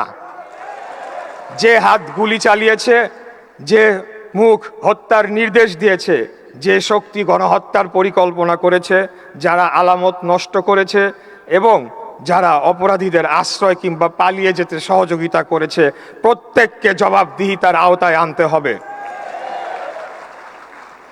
এই বিচার প্রতিশোধের বিচার হবে না, এই বিচার হবে প্রমাণ ভিত্তিক, স্বচ্ছ, নিরপেক্ষ এবং আন্তর্জাতিকভাবে গ্রহণযোগ্য। আমরা আংশিক বিচার চাই না, পূর্ণাঙ্গ বিচার চাই। আমরা দীর্ঘসূত্রিতা চাই না, কিন্তু যৌক্তিক সময়ের মধ্যে গ্রহণযোগ্য বিচার চাই। কারণ বিচারের অযৌক্তিক বিলম্ব শহীদ পরিবারগুলোর প্রতি আরেকটি অন্যায় হবে। জুলাই গণহত্যার বিচার সম্পন্ন করা শুধু একটি সরকারের রাজনৈতিক অঙ্গীকার নয়, এটি স্বাধীন ও সার্বভৌম রাষ্ট্র হিসাবে বাংলাদেশের নৈতিক ও সাংবিধানিক দায়িত্ব। আমাদের আহত জুলাই যোদ্ধাদের অনেকেই আজও অসহনীয় কষ্ট বহন করে চলেছেন। কেউ দৃষ্টিশক্তি হারিয়েছেন, কেউ হাত কিংবা পা হারিয়েছেন, আবার কেউ স্থায়ীভাবে পঙ্গুত্ব বরণ করেছেন। আমি তাদের বলতে চাই, আপনারা অসহায় নন, আপনারা কারো বোঝা নন, আপনারা এই জাতির সম্মানিত যোদ্ধা। আপনাদের চিকিৎসা, পুনর্বাসন, শিক্ষা, প্রশিক্ষণ, কর্মসংস্থান ও সামাজিক নিরাপত্তা নিশ্চিত করা রাষ্ট্রের দায়িত্ব। কোনো আহত জুলাই যোদ্ধা চিকিৎসার অভাবে কষ্ট পাবেন না, কোনো শহীদ পরিবার অবহেলিত থাকবেন না, এটাই আমাদের আগামী দিনের অঙ্গীকার। জুলাইয়ের ইতিহাসকে আমরা হারিয়ে যেতে দেব না, ইতিহাস বিকৃত করতে দেব না, শহীদদের আত্মত্যাগকে সংকীর্ণ রাজনীতির স্বার্থে ব্যবহার করতে দেব না। শহীদ ও আহতদের পরিচয়, তাদের সাক্ষ্য এবং জুলাইয়ের প্রত্যেকটি গুরুত্বপূর্ণ ঘটনা যথাযথভাবে সংরক্ষণ করা হবে। ভবিষ্যৎ প্রজন্ম জানতে পারবে কিভাবে বাংলাদেশের ছাত্র জনতা অন্যায়ের বিরুদ্ধে বুক পেতে দাঁড়িয়েছিল। মাননীয় প্রধানমন্ত্রীর প্রতিশ্রুতি অনুযায়ী মুক্তিযুদ্ধ বিষয়ক মন্ত্রণালয় জুলাই শহীদ পরিবার ও আহত জুলাই যোদ্ধাদের পাশে থাকবে। মন্ত্রণালয়ের দায়িত্ব থেকে এবং আপনাদেরই একজন হিসাবে আমি আজ আবারও জাতির সামনে অঙ্গীকার করছি, শহীদদের রাষ্ট্রীয় মর্যাদা নিশ্চিত করা হবে। আহত জুলাই যোদ্ধাদের চিকিৎসা, পুনর্বাসন ও সম্মান নিশ্চিত করা হবে। জুলাইয়ের ইতিহাস সংরক্ষণ করা হবে এবং গণহত্যায় জড়িত প্রত্যেক অপরাধীর বিচার সম্পন্ন করা হবে। 1971 আমাদের শিখিয়েছে, পরাধীনতার কাছে মাথা নত করা যায় না। জুলাই আমাদের স্মরণ করিয়ে দিয়েছে, স্বাধীন দেশে স্বৈরাচার ও অন্যায়ের কাছেও মাথা নত করা যায় না। বাংলাদেশ কোনো ব্যক্তি, পরিবার, দল কিংবা বিদেশি শক্তির সম্পত্তি নয়। বাংলাদেশ তার জনগণের, বাংলাদেশের মালিক বাংলাদেশের জনগণ। মহান আল্লাহর কাছে প্রার্থনা করি, তিনি যেন জুলাইয়ের সকল শহীদদের রুহের মাগফিরাত দান করেন, শোক সন্তপ্ত পরিবারগুলোকে ধৈর্য ও শক্তি দেন এবং আহত জুলাই যোদ্ধাদের দ্রুত আরোগ্য দান করেন। শহীদদের আত্মত্যাগ বৃথা যেতে দেব না, আহত জুলাই যোদ্ধাদের একা থাকতে দেব না। জুলাই গণহত্যার বিচার অসম্পূর্ণ থাকতে দেব না ইনশাল্লাহ। সর্বশক্তিমান আল্লাহ আমাদের সহায় হন। স্বাধীন ও সার্বভৌম বাংলাদেশ গড়া বিনির্মাণে বাংলাদেশ জাতীয়তাবাদী দল অঙ্গীকারবদ্ধ। বাংলাদেশ জিন্দাবাদ। আল্লাহ হাফেজ। সবাই ভালো থাকবেন। ধন্যবাদ। সুধীমণ্ডলী, অনুষ্ঠানের এ পর্যায়ে বিশেষ অতিথির বক্তব্য প্রদান করবেন জনাব সালাউদ্দিন আহমদ এমপি, মাননীয় মন্ত্রী, স্বরাষ্ট্র মন্ত্রণালয়। Ladies and gentlemen, now the Honorable Minister for Home Affairs, Mr. Salahuddin Ahmed MP, is requested to deliver his speech as a special guest.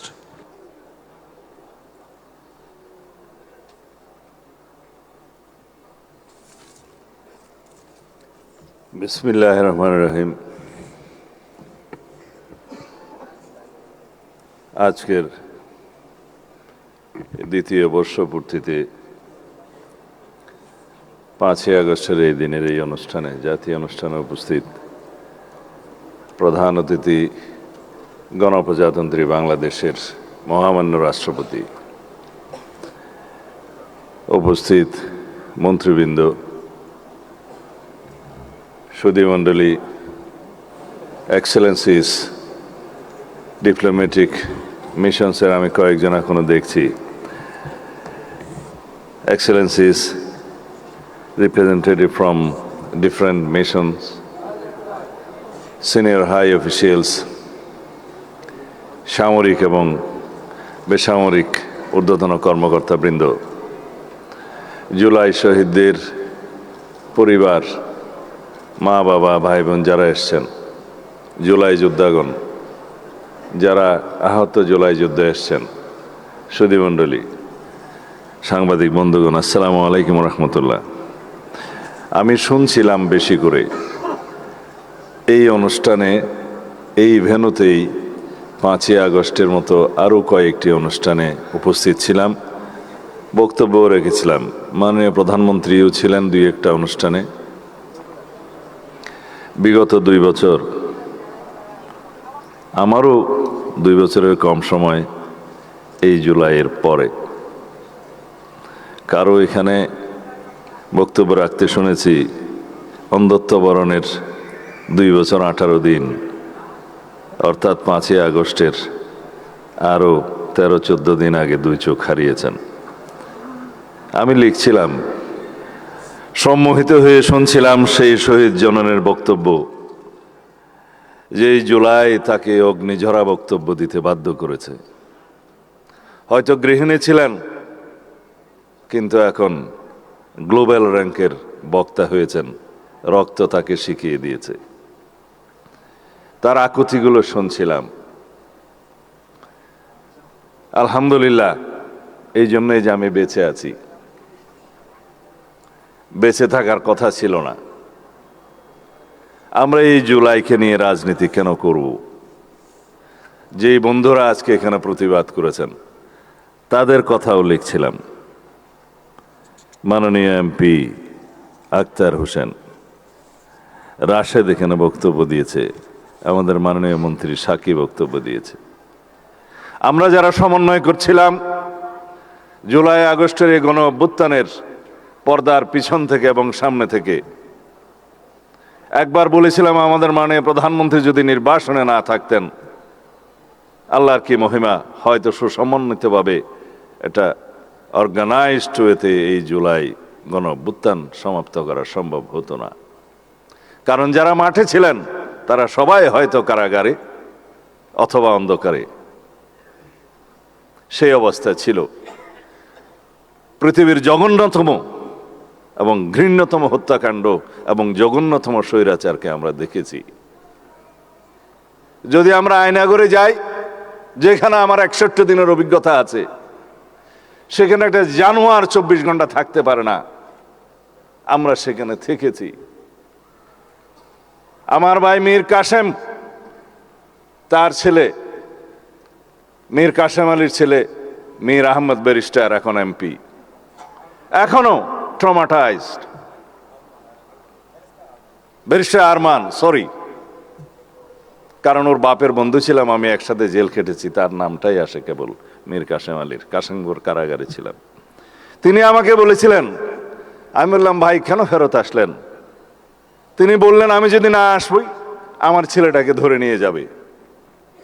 ফাঁসি তো তার হলো, কিন্তু ছেলেকেও তো ধরে নিয়ে গেল। আমি একটা জ্বলন্ত ইতিহাস, জীবন্ত ইতিহাস। বাবা এই জন্যই ফিরে এসেছিলেন তার সন্তানকে রক্ষা করার জন্য, কিন্তু সন্তানকে রক্ষা করতে পারে না।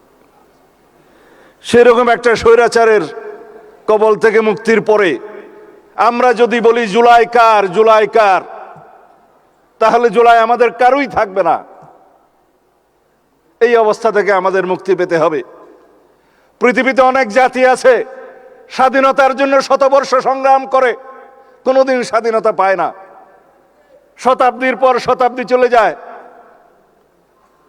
দশকের পর দশক চলে যায়, কিছুই ঘটে না। মোহাম্মদ লেনিন বলেছিলেন, there are decades, nothing happens there, but there are days and weeks decades happen there. কোনো কোনো দশক আছে, দিন আছে, সপ্তাহ আছে যেখানে শতাব্দী ঘটে যায়। আমরা সেই শতাব্দীকে নিয়ে এসেছি। নিউটনের কোনো আপেল নয় আন্দোলন এবং বিপ্লব, গণ অভ্যুত্থান। সেই আপেলকে পেড়ে নিতে হয়েছে, পাকাতে হয়েছে। আমরা সেই আপেলকে নিয়ে এসেছি, দলীয়করণ করা যাবে না কোথাও।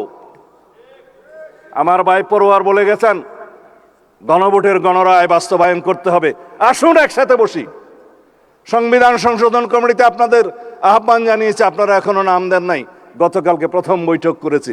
জুলাই জাতীয় সনদের প্রত্যেকটা অক্ষর বাস্তবায়ন করা হবে, আমরা প্রতিশ্রুতি দিয়েছি। আপনারা বলেছেন গণ আকাঙ্ক্ষা, গণরায় বাস্তবায়ন করা হবে। সেটা কি সংস্কার পরিষদে গেলে হবে, সংবিধান সংশোধন কমিটিতে গেলে হবে না? আমি একবার বলেছিলাম তাল ধপ করিয়া পড়িল না পড়িয়া ধপ করিল এক কথাই, বাট কনস্টিটিউশনাল প্রসিডিউর হচ্ছে অ্যামেন্ডমেন্ট নেয়া। প্রত্যেকটা অ্যামেন্ডমেন্ট হচ্ছে এক একটা সংস্কার। এইভাবে আমাদের বুঝতে হবে। মাঠের রাজনীতি করতে পারবেন, সংস্কার কমিশন করবেন, বা জাতীয় সংস্কার পরিষদ করবেন, সাংবিধানিক সংস্কার পরিষদ করবেন, দিস ইজ অল ওয়ার্ডিং। কিন্তু প্র্যাকটিক্যাল যেটা আসতে হবে অ্যামেন্ডমেন্ট, সেটা গ্রহণ করতে হবে পার্লামেন্টে। And that would be the 18th amendment of the Constitution, which would be historic constitution in our century, যেটার প্রত্যাশা নিয়ে আমাদের শহীদরা শহীদ হয়েছেন, যে আকাঙ্ক্ষা নিয়ে গণ অভ্যুত্থান হয়েছে, যার জন্য আমরা সংগ্রাম করেছি। আমার নিজের 10টি বছর নির্বাসনে গিয়েছে, তাকে আমি বৃথা যেতে দেব না। গুম কমিশন আমরা অধ্যাদেশ পাশ করি নাই, কিন্তু গুমের উপর প্রতিকার এবং গুম প্রতিরোধ আইন নিয়ে এসেছি। আগামী পার্লামেন্টে আসবে ইনশাআল্লাহ। যেটা সিস্টেমেটিক এনফোর্স ডিসঅ্যাপিয়ারেন্সের জন্য আইটিসি অ্যাক্টের বিধান আছে, সেখানে মৃত্যুদণ্ড সহ কড়া শাস্তি আছে। বাকি সবগুলো ডিফাইন করেছে আমরা গুম প্রতিকার ও গুম প্রতিরোধ আইনে, যেগুলো আপনারা আইনটা নিয়ে আসলে দেখবেন। আমরা এখনো ওয়েবসাইটে দিয়েছি, ওখানেও দেখতে পারেন। সেই অগ্নিজরা জিনগুলো আমি যদি লম্বা বক্তব্য দিই, মাননীয় রাষ্ট্রপতির সময় থাকবে না। এখানে আপনারা অনেক অপেক্ষা করছেন, কিছু বিভ্রান্তিও মাঝখানে হয়েছে, যার জন্য আমার অনেক কথা বলার ইচ্ছা আছে। তবে অনেক কথা আজকে যাব বলে কিছু কথা না বলে, তার মানে হচ্ছে আন্দোলনের দিনলিপি। যারা বলেছেন যে 36 দিনের জুলাই, এই মুক্তির মন্দির সোপান একদিনে নির্মিত হয়নি। এই সোপান নির্মিত হয়েছে 2009 থেকে শুরু করে 2024 পর্যন্ত। আমরা বলি সেই মানুষ হন, be that personality whom man follows, তিনি হচ্ছেন বেগম খালেদা জিয়া। তিনি ত্যাগ স্বীকার করেছেন, সন্তান হারিয়েছেন, নিজের জীবন বিসর্জন দিয়ে হলেও, চিকিৎসায় না গিয়ে হলেও আপোষহীনভাবে বাংলাদেশের জন্য প্রাণ দিয়েছেন। আজকে শুয়ে আছেন এই আমাদের পাশে। তার অবদান নেই? 36 কি এমনিতেই হয়েছে জুলাই? দীর্ঘদিনের এক এক দিনের বিন্দু বিন্দু জমে আমাদের এই সিন্ধু হয়েছে, একদিনে হয় নাই। 2009 থেকে 2024 পর্যন্ত বিএনপির, ছাত্র দলের, যুব দলের, অন্যান্য বিরোধী দলের, ফ্যাসিবাদ বিরোধী গণতান্ত্রিক আন্দোলনের সকল কর্মী নেতারা গুম খুন শিকার হয়েছে, হামলা মামলার শিকার হয়েছে অসংখ্য। কোথায় যাবে সেই ইতিহাস? যারা স্বামী হারিয়েছে, স্ত্রী তার স্বামী হারিয়েছে, মা তার সন্তানকে হারিয়েছে, গুম হয়ে আজও ফিরে নাই আমার বন্ধু ইলিয়াস, তাদের কি হবে? একদিনে হয়েছে জুলাই। স্বৈরাচারের পতন কি একদিনে হয়? পৃথিবীর ইতিহাসে সেটা আছে? নাই। যদি বলি কোন আন্দোলন অহিংস সহিংস হবে, সেটা সাধারণ মানুষ নির্ধারণ করে না, সেটা মহাত্মা গান্ধী নির্ধারণ করে না। এই আন্দোলন রক্তজরা আন্দোলন, এই আন্দোলন রক্তাক্ত হবে কিনা, এই আন্দোলন সহিংস হবে কিনা, সেটা নির্ধারণ করে দিয়েছে ফ্যাসিবাদী শেখ হাসিনা। আমরা প্রতিবাদ করেছি, আমাদের ছেলেরা মেয়েরা প্রতিবাদ করেছে, শূন্য হাতে রক্তাক্ত হয়েছে, রক্তে রঞ্জিত হয়েছে, শহীদ হয়েছে, রাজপথ পিচ্ছিল করেছে, তারপরে গণ অভ্যুত্থান হয়েছে, ফ্যাসিবাদের মুক্তি হয়েছে। যখন কোনো আন্দোলন তার নিয়মতান্ত্রিক গণতান্ত্রিক পদ্ধতিতে পরিচালিত হতে দেয়া হয় না, তখন ইনএভিটেবল হয়ে যায়, অপরিহার্য হয়ে যায় সহিংস রক্তাক্ত আন্দোলনের। সেটাই হয়েছে বাংলাদেশে। 2009 থেকে 2024-এর সেই সোপানগুলো বাদ দিলে জুলাইয়ের 36 দিনে কি এই আপেল টপকিয়ে পড়েছে নিউটনের আপেল? না। বন্ধুদের বুঝতে বলবো, যারা জুলাই চেতনার উপর নির্ভর করে রাজনীতি করছে, সেই রাজনীতি করা যাবে না। 71-এর চেতনাকে বিক্রি করতে করতে ফ্যাসিবাদী শেখ হাসিনা দিল্লি যে বসে আছে। আমি অনেকবার বক্তব্য দিয়েছি, শেখ হাসিনা এবং আওয়ামী লীগের রাজনৈতিক মৃত্যু হয়েছে ঢাকায়, দাফন হয়েছে দিল্লিতে। কেন বলেছি? তারা এই চেতনা বিক্রি করতে করতে বাংলাদেশকে এমন একটা জায়গায় নিয়ে গিয়েছিল যারা মুক্তিযুদ্ধের চেতনা বললে মানুষ ঘৃণা করত। আমরা যেন জুলাইয়ের এই চেতনাকে কোনোদিন অসম্মান না করতে হয় সেই রকম রাজনীতি করি। জুলাই আমাদের সবার, বাংলাদেশের 18 কোটি 20 কোটি মানুষের সবার সম্মিলিত প্রয়াসে আমরা কেউ কেউ হয়তো নেতৃত্ব দিয়েছি। আমাদের সামনের সারিতে যারা শহীদ হয়েছেন তারাই হচ্ছে আসল জুলাই যোদ্ধা, আসল নেতা। তাদের আকাঙ্ক্ষা বাস্তবায়ন করাই হবে আমাদের জন্য ফরজ। অথচ জুলাইয়ের কৃতিত্ব নেওয়ার জন্য, রাজনীতি করার জন্য সবাই প্রতিযোগিতায় নেমেছে। আমরা প্রতিযোগিতা করছি জুলাইয়ের আকাঙ্ক্ষা বাস্তবায়নের জন্য। আমার ভাই পরোয়ার সাহেব বলে গিয়েছেন, জুলাই জাতীয় সনদের বাস্তবায়ন করতে হবে সম্পূর্ণ, তার বাইরেও করব আমরা জন আকাঙ্ক্ষা অনুযায়ী। আসুন কথা বলি, সমাজের সমস্ত সেক্টরের সাথে আমরা কথা বলবো। তাদের প্রত্যাশা কি, জুলাই যোদ্ধাদের প্রত্যাশা কি, সাংবাদিক বন্ধুদের প্রত্যাশা কি, আইনজীবীদের প্রত্যাশা কি, বিশেষজ্ঞদের কাছে আমরা মতামত নেব, সংবিধান বিশেষজ্ঞদের সাথে বসবো, এডিটরদের সাথে বসবো। আমরা এমন একটা সংবিধান সংশোধনী আনতে চাই যেই সংশোধনী নিয়ে আমরা অনেক বছর চলতে পারবো। কারণ বারবার জুলাই আসে না, বারবার 71 আসে না, বারবার বাংলাদেশে গণ অভ্যুত্থান হবে না। এবং এই গণ অভ্যুত্থানের মধ্য দিয়ে আমাদের যে অর্জিত আকাঙ্ক্ষা, যে প্রত্যাশা এই জাতির, সেই প্রত্যাশাকে যদি আমরা পূরণ না করতে পারি, সারা জীবন আমরা দায়ী থাকব। আমাদের পরবর্তী প্রজন্ম আমাদেরকে দায়ী করবে যে আপনারা বাস্তবায়ন করলেন না আমাদের প্রত্যাশা।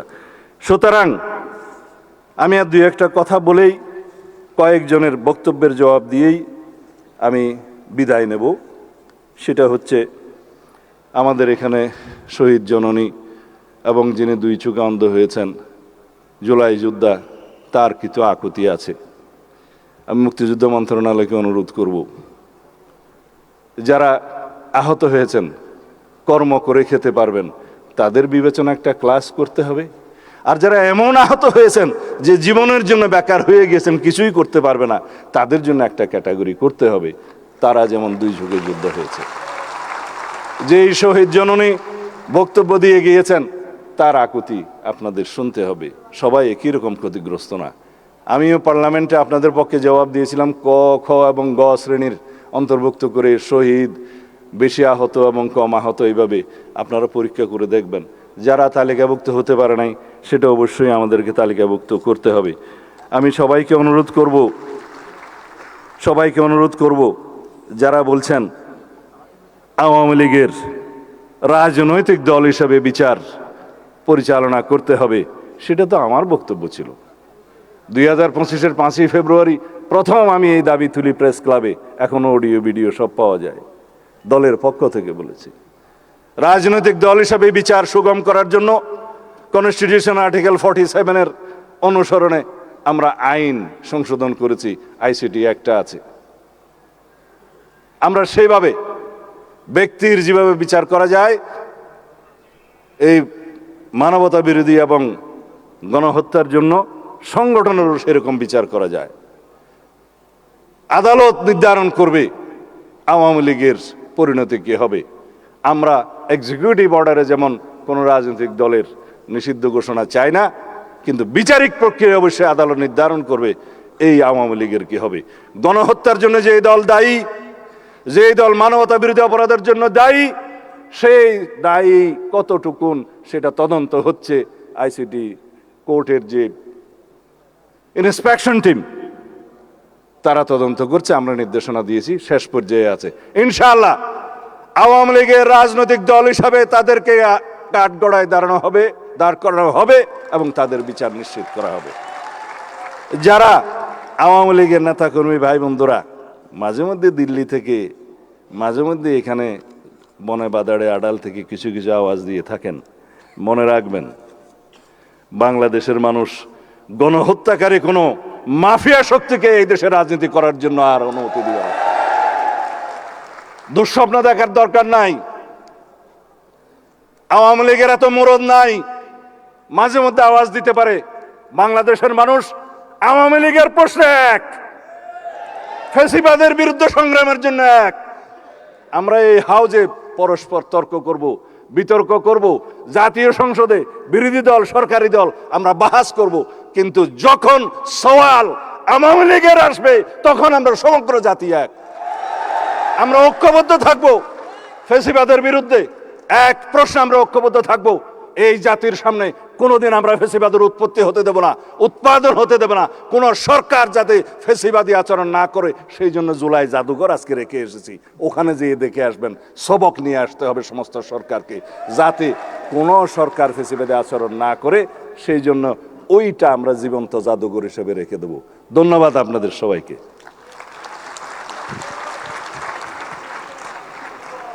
সম্মানিত সুধীমণ্ডলী, অনুষ্ঠানের এই পর্যায়ে সভাপতির বক্তব্য প্রদান করবেন জনাব আহমেদ আজম খান এমপি, মাননীয় মন্ত্রী, মুক্তিযুদ্ধ বিষয়ক মন্ত্রণালয়। Ladies and gentlemen, now the chair of today's ceremony, Mr. Ahmed Azam Khan, Member of Parliament, Honorable Minister, Minister of Liberation and War Affairs, is requested to kindly deliver his address. বিসমিল্লাহির রহমানির রহিম। জুলাই গণ অভ্যুত্থানের আজকের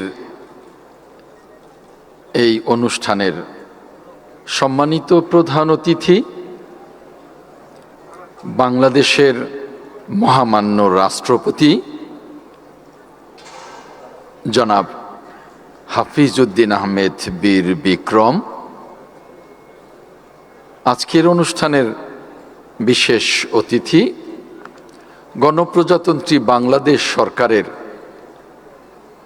সম্মানিত স্বরাষ্ট্রমন্ত্রী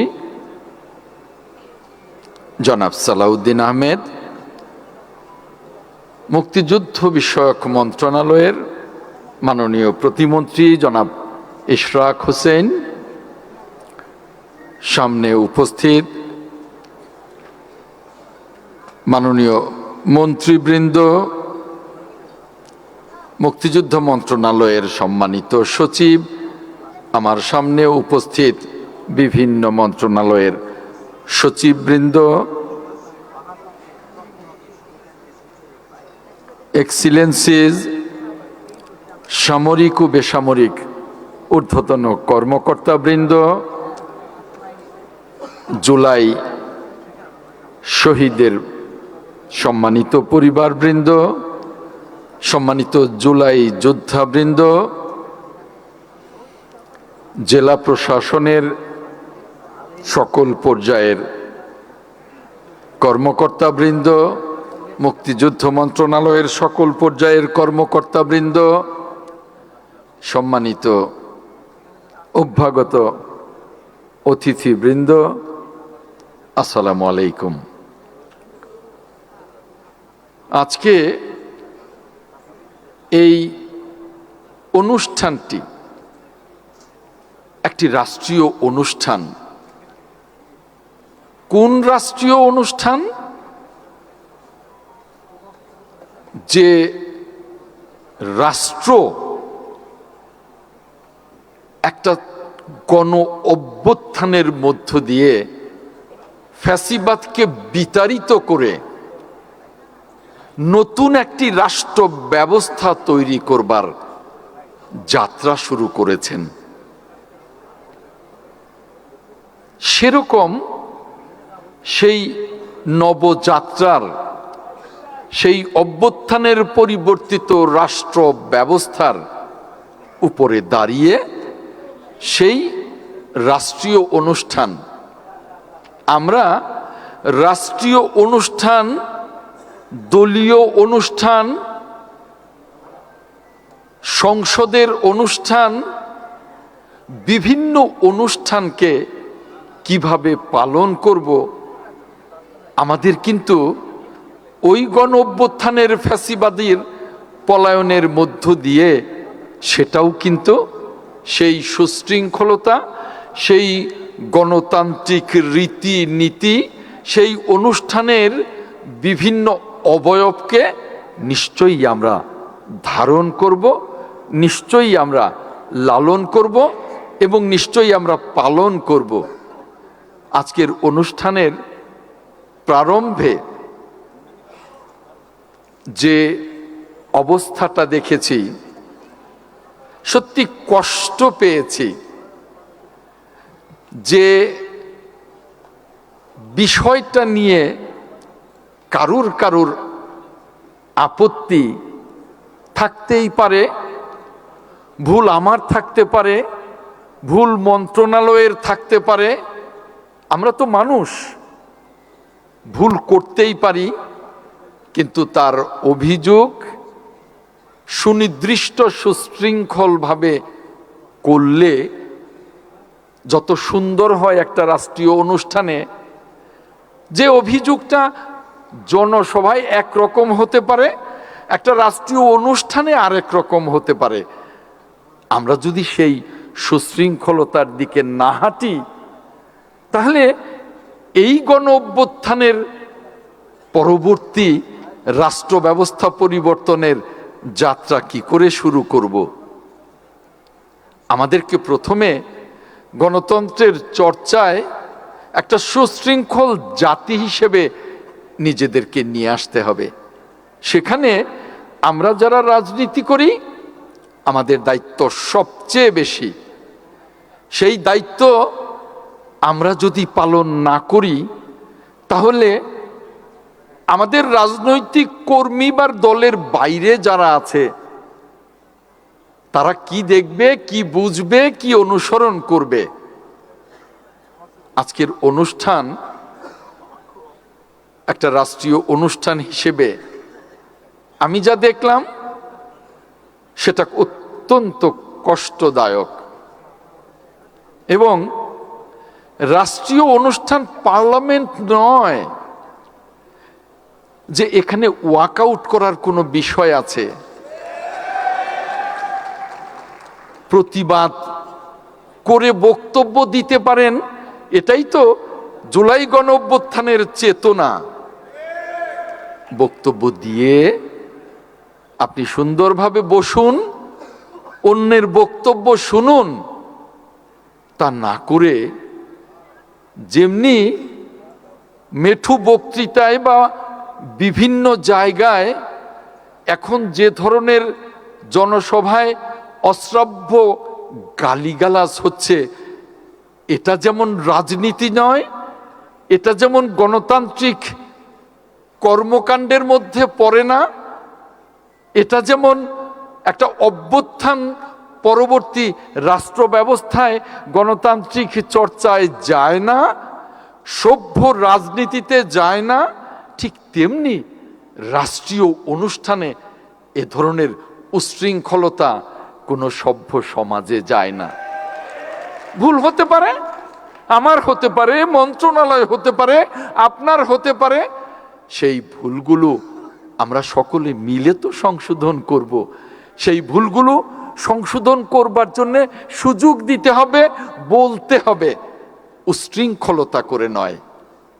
এটাই আমাদের আগামী দিনে খুব শক্ত করে শিখতে হবে, শক্ত করে চর্চা করতে হবে।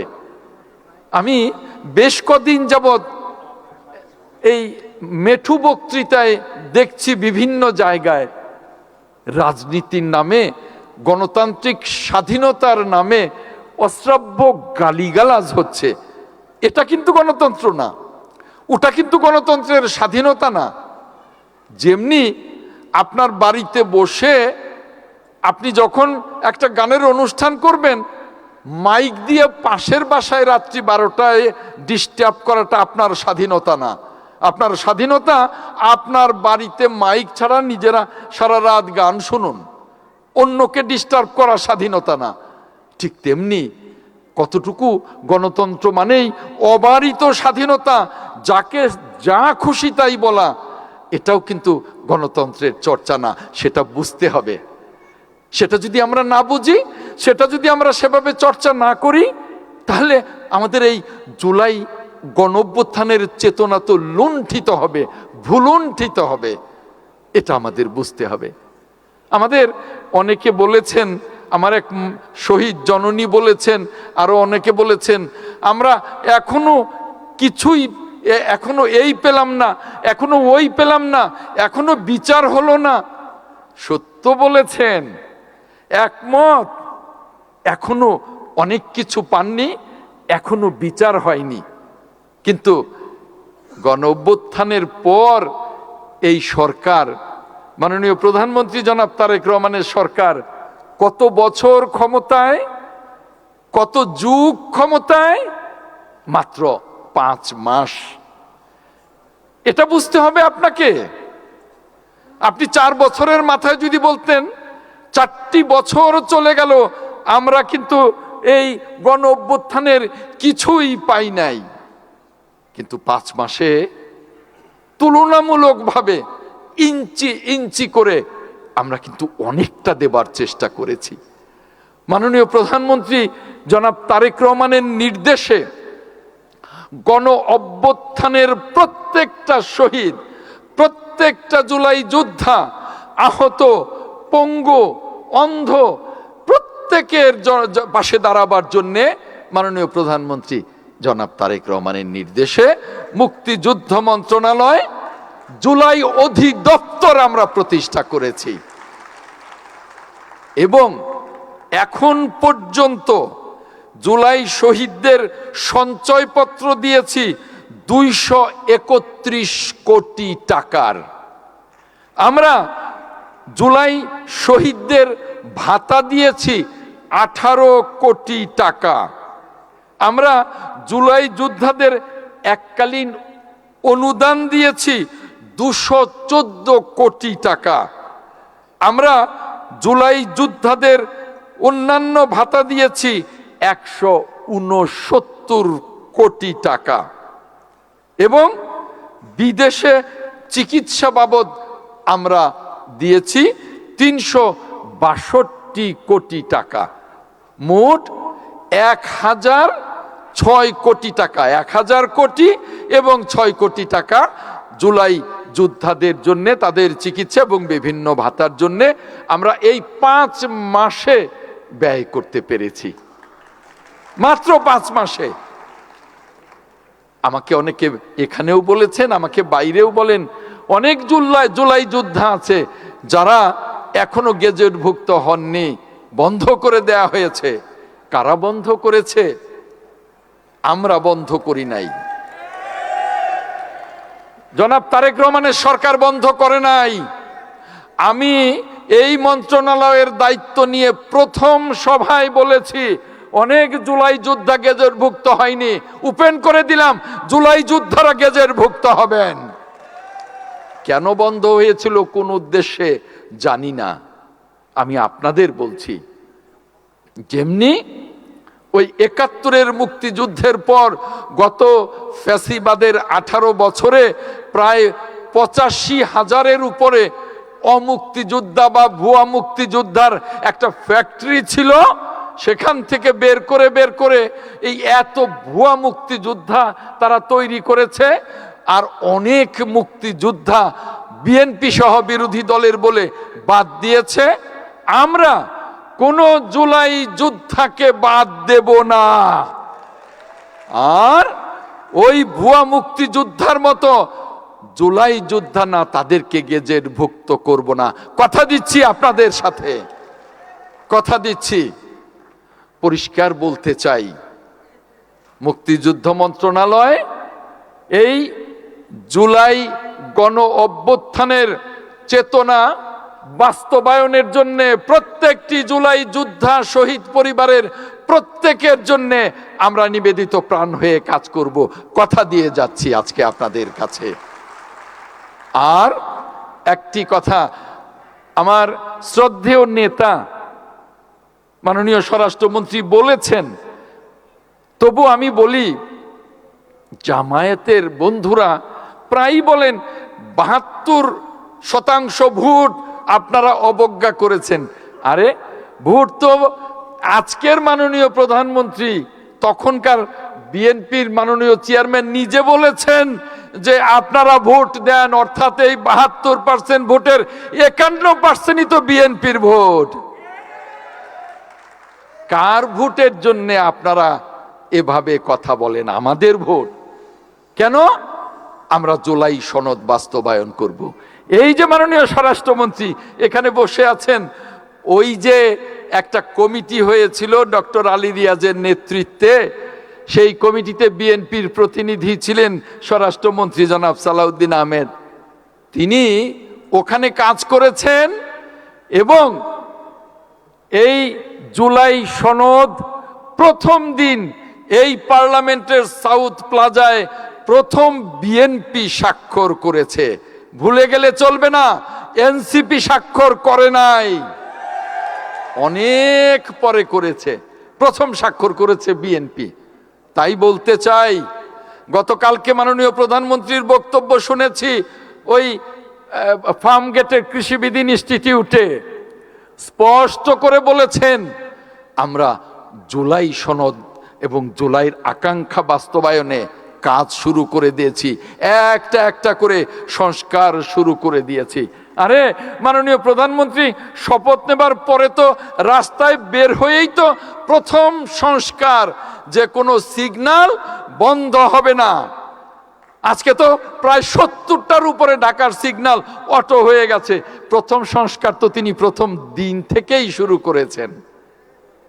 এখানে গোলাম পারওয়ার সাহেব বলে গেছেন, যারা জুলাইতে আত্মাহুতি দিয়েছে তারা এমপি মন্ত্রী হতে চাননি। আমাদের 60 লক্ষ নেতা কর্মী এবং যারা জুলাইয়ের আত্মাহুতি দিয়েছেন, আমরা তো সকলে একাকার হয়ে আন্দোলনটা করেছি। রাষ্ট্র পরিচালনার জন্যে তাদের প্রতিনিধি আমরা, আপনারাও যেমনি তাদের প্রতিনিধি হয়ে নির্বাচন করেছেন, এমপি হয়েছেন, বিরোধী দলে এসছেন, রাষ্ট্র তো পরিচালনা করতে হবে, তাই না? অতএব আমাদের আকাঙ্ক্ষা, মাননীয় প্রধানমন্ত্রী জনাব তারেক রহমানের ঘোষণা, আমরা জুলাইয়ের আকাঙ্ক্ষা বাস্তবায়ন করে বাংলাদেশকে একটি গণতান্ত্রিক সমৃদ্ধ বাংলাদেশ গঠন করব, জুলাইয়ের আকাঙ্ক্ষা পূরণ করব ইনশাআল্লাহ। আপনাদের সকলকে অনেক অনেক ধন্যবাদ জানিয়ে আজকের অনুষ্ঠানে আপনারা সুশৃঙ্খলভাবে যারা যেটুকু করেছেন, আমি খুব দুঃখ প্রকাশ করছি তাদের হয়ে। আমি আর আগেই দুঃখ প্রকাশ করেছি যে কোনো অসংলগ্ন কিছু থাকলে সেটা সংশোধন করবার। আর আপনারা যারা আছেন এত চমৎকার সহযোগিতা করেছেন আমাদের অনুষ্ঠানকে সার্থক করবার জন্যে, আমার পক্ষ থেকে, আমার মন্ত্রণালয়ের পক্ষ থেকে আপনাদেরকে অনেক অনেক ধন্যবাদ জানাচ্ছি। সহযোগিতা করেছেন বিভাগীয় কমিশনার, ঢাকা জেলা প্রশাসন, সকলকে ধন্যবাদ জানাচ্ছি। আমাদের বিভিন্ন মন্ত্রণালয় সহযোগিতা করেছেন, ধন্যবাদ জানাচ্ছি। সামরিক এবং বেসামরিক কর্মকর্তারা সহযোগিতা করেছেন, ধন্যবাদ জানাচ্ছি। আমি আপনাদের সকলকে ধন্যবাদ জানিয়ে আগামী দিনে আসুন আমরা সকলে মাননীয় প্রধানমন্ত্রী জনাব তারেক রহমানের নেতৃত্বে এগিয়ে যাই একটি সমৃদ্ধ বাংলাদেশ গঠনে, জুলাইয়ের আকাঙ্ক্ষা বাস্তবায়নে। আল্লাহ হাফেজ। বাংলাদেশ জিন্দাবাদ। সুধী মণ্ডলী, অনুষ্ঠানে এবার প্রধান অতিথির ভাষণ প্রদান করবেন গণপ্রজাতন্ত্রী বাংলাদেশের মহামান্য রাষ্ট্রপতি জনাব হাফিজউদ্দিন আহমদ বীর Vikram. Distinguished guests, we now invite the chief guest of this ceremony, His Excellency, the Honorable President of the People's Republic of Bangladesh, Mr. Hafizuddin Ahmed Bir Bikram, to kindly deliver his address.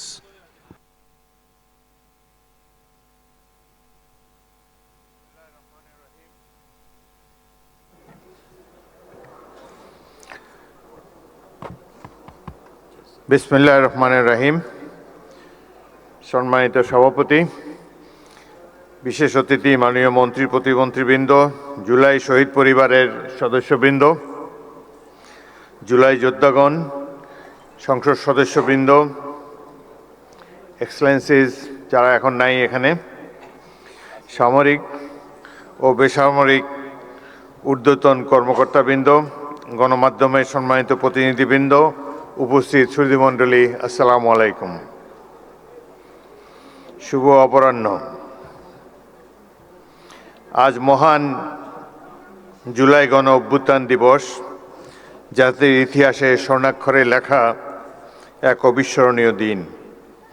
গণতন্ত্র, ন্যায়, মানবিক মর্যাদা রক্ষায় মুক্তিগামী ছাত্র জনতার বিজয়ের দিন। 2024 সালের এই দিনে ছাত্র জনতার সুতীব্র গণ অভ্যুত্থানের মুখে দীর্ঘ 1.5 দশকের স্বৈরাচারী ও ফ্যাসিবাদী শাসনের অবসান ঘটে। ফ্যাসিবাদী সরকার, বশংবদ ব্যক্তিবর্গ পালাতে বাধ্য হয়, মুক্ত হয় স্বদেশ, সূচিত হয় নূতন প্রভাত। সুধীবৃন্দ, প্রথমে আমি জুলাই অভ্যুত্থানে শহীদ ব্যক্তিবর্গের রুহের মাগফিরাত কামনা করছি। গভীর শ্রদ্ধার সাথে স্মরণ করি আবু সাইদ, মুগ্ধ, ওয়াসিম, ইয়ামিন, ফারহান, নাফিজ, সজল, রাব্বি, মিরাজ, এনাম, তাইম, নাইমা, ছোট্ট শিশু রিয়াগোপ ও আহাদ সহ জুলাই অভ্যুত্থানে উৎসর্গকারী হাজারো বীর শহীদকে। তাদের আত্মদান ও দেশপ্রেম জাতিকে চিরকাল অনুপ্রাণিত করবে। সুধীমণ্ডলী, আমি বেশি সময় নেব না, আপনাদেরকে ধন্যবাদ দেই, ধৈর্য ধরে এতক্ষণ বসে আছেন। প্রকৃতপক্ষে বক্তৃতা দেওয়ার মানসিকতা হারিয়ে ফেলেছি। আজ এই অনুষ্ঠানটি একটি জাতীয় অনুষ্ঠান, সলেম অকেশন। জুলাই যোদ্ধাদেরকে শ্রদ্ধার সাথে স্মরণ করার জন্যেই রাষ্ট্র এই অনুষ্ঠানের আয়োজন করেছে। কিন্তু যে দৃশ্য এখানে দেখলাম সেটিতেই অত্যন্ত দুঃখিত এবং লজ্জিত হয়েছি, ব্যথিত হয়েছি। সকালটা ভালোই কেটেছিল, টেলিভিশনে দেখেছি জুলাই জাদুঘর উদ্বোধনী অনুষ্ঠানটি। সেখানে মাননীয় প্রধানমন্ত্রী এবং অন্যান্য দেশের বিশিষ্ট ব্যক্তিবর্গ ছিলেন। জুলাই যোদ্ধাদের একটি মিলন মেলা দেখতে পেয়েছিলাম সকালে। জাতীয় ঐক্য সহজেই প্রতিভাত হয়েছিল, কিন্তু বিকেলের এই অনুষ্ঠানটিতে যা দেখলাম এটি অভিপ্রেত ছিল না, একেবারেই অনভিপ্রেত। জাতীয় অনুষ্ঠানে আমরা তো জাতীয় ঐক্যের কোনো বহিঃপ্রকাশ দেখাতে পারলাম না। ভুল তো মানুষ করেই, নিশ্চয়ই এখানে ডকুমেন্টারিতে অনেক ভুল আছে। প্রথম ভুল আমি দেখেছি, সেখানে তো আবু সাইদের ছবিই নাই। আবু সাইদ এই বিপ্লবের প্রতিচ্ছবি, প্রতীক, তার ছবি না থাকলে এটা কোনো ডকুমেন্টারি হলো না। সেখানে আরও নাই দেশনেত্রী বেগম খালেদা জিয়ার ছবিও তো নাই। সুতরাং কিছু ভুল হয়েছে এবং এই ভুল মাননীয় মন্ত্রী জোর হাতে স্বীকার করেছেন, ক্ষমা চেয়েছেন, বারংবার ক্ষমা চেয়েছেন। তারপর তো শান্ত হওয়া উচিত এই ধরনের একটা জাতীয় অনুষ্ঠানে। এটাকে পুষে সংসদের মতো একটা ওয়াকআউট, এটি বাঞ্ছনীয় নয়। আমি লক্ষ্য করেছি মাননীয় সংসদ সদস্য আক্তার, তিনি তার অনুসারীদেরকে প্রশমিত করার চেষ্টা করেছেন, কিন্তু বাংলাদেশের নেতাকে তো মানে না সহজে অনুসারীরা। প্রতি মুহূর্তেই তারা যে নেতার চেয়ে বড় এটা প্রমাণ দেওয়ার জন্য মুখিয়ে থাকে। সেই কারণেই এই ধরনের একটা অনুষ্ঠানের এই পরিণতি হলো। এখানে যারা বিদেশি বসা ছিল, আমি মনে মনে চিন্তা করছিলাম যে ইংরেজিতেই ভাষণ দেব, বিদেশিরা দেখুক 16 বছর আমরা কিভাবে কাটিয়েছি, কিন্তু তারা তো চলেই গিয়েছে। যাই হোক, জাতীয় অনুষ্ঠানে এই ধরনের বিশৃঙ্খলতা মোটেই কাম্য ছিল না। ভাই, আমরা তো জনগণের ভোট নিয়ে এখানে এসেছি, জনগণের নির্বাচিত প্রতিনিধি আমরা, হাওয়ার থেকে উড়ে এসে বসি নাই এখানে। সুতরাং এই সরকার, নির্বাচিত একটি সরকার, এটুকু শ্রদ্ধা সম্মান প্রাপ্য। ভুল তো আমরা করি, আরও হয়তো সামনে আরও ভুল করব, সেই ভুল করলে তার জন্য মাসুলও দেব, কিন্তু সবাই মিলে ভুল সংশোধন করতে চাই। সকালের অনুষ্ঠানটা একটা চমৎকার একটা অনুষ্ঠান ছিল। প্রফেসর ইউনূস নিচে বসেছিলেন, তাকে মাননীয় প্রধানমন্ত্রী ডেকে এনে সম্মান দেখিয়ে তার পাশে বসিয়েছেন, স্টেজে উঠিয়েছেন। এটাই তো আমরা কামনা করি। সবাইকে আমরা সম্মান করতে চাই, কাউকে অপমান করার চেষ্টা চাই না। এখানে বক্তব্য দেওয়ার সময় কেউ বুয়া বুয়া বলে চিৎকার করে, রাষ্ট্রীয় অনুষ্ঠানে কি এগুলো মানায়? কবে আমরা শিখব? যাই হোক, অত্যন্ত দুঃখজনক। আমি আরও বেদনার্ত হয়েছি, অভিভূত হয়েছি। মা তার অন্ধ ছেলেকে নিয়ে এখানে দাঁড়িয়েছেন। তার ছেলেটি চোখ হারিয়েছে গণতন্ত্র পুনরুদ্ধারের জন্যে, আইনের শাসন কায়েম করার জন্যে।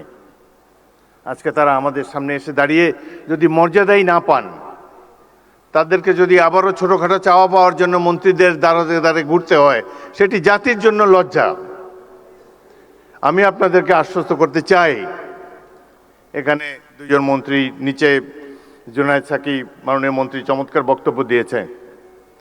এই সরকার তো আপনাদের নির্বাচিত সরকার, আমরা ভুল করলে আমাদেরকে শুধরিয়ে দিবেন। আমরা তো আর আওয়ামী লীগ হতে পারবো না, হতেও চাই না। আওয়ামী লীগের দেখেন, তাদের কোনো অনুশোচনা নাই। এত অন্যায়, অবিচার, খুন, গুম, মানি লন্ডারিং, হত্যা, নির্যাতন, আয়নাঘর, এতে তারা কোনো লজ্জাবোধ করে না তো। আবার বলে যে ডিসেম্বর মাসে আসেন, দেশে এসে পদার্পণ করবেন। আমরা অপেক্ষা করে আছি, আসেন দেশে। দেশে আছেন, দেখা হবে ইনশাল্লাহ রাজপথে। 27 বছর বয়সে মুক্তিযুদ্ধ করেছি, এখন 82 বছর বয়সে আরেকটা করব বাংলাদেশের জন্যে।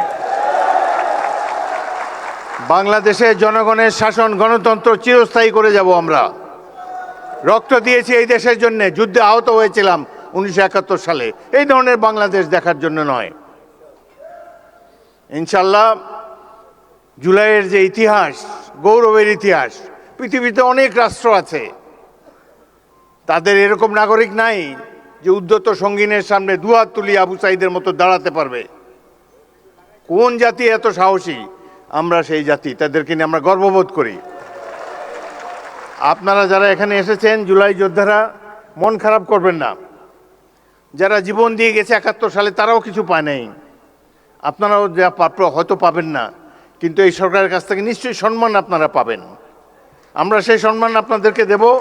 গরিব দেশে যতটুকু সাধ্য আছে সব কিছু উজাড় করে দেব আপনাদের কল্যাণের জন্যে। বাংলাদেশের এই সরকারের সবচাইতে গুরুত্বপূর্ণ কাজ, জুলাইতে যারা আত্মাহুতি দিয়েছে সেই সব পরিবারের রক্ষণাবেক্ষণ করা। এটাই সবচাইতে পবিত্র দায়িত্ব। যারা আহত, চোখের দৃষ্টি হারিয়েছে, অঙ্গ হারিয়েছে, তাদেরকে সুস্থ করে তোলা এই সরকারের পবিত্র দায়িত্ব। ইনশাল্লাহ আমরা সবাই মিলে সেটি পালন করব।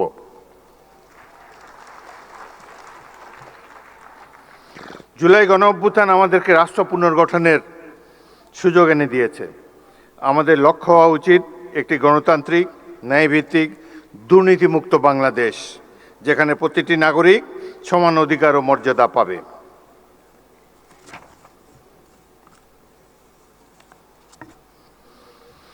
আজ আমরা একটি নূতন যাত্রার সূচনা পর্বে দাঁড়িয়ে আছি।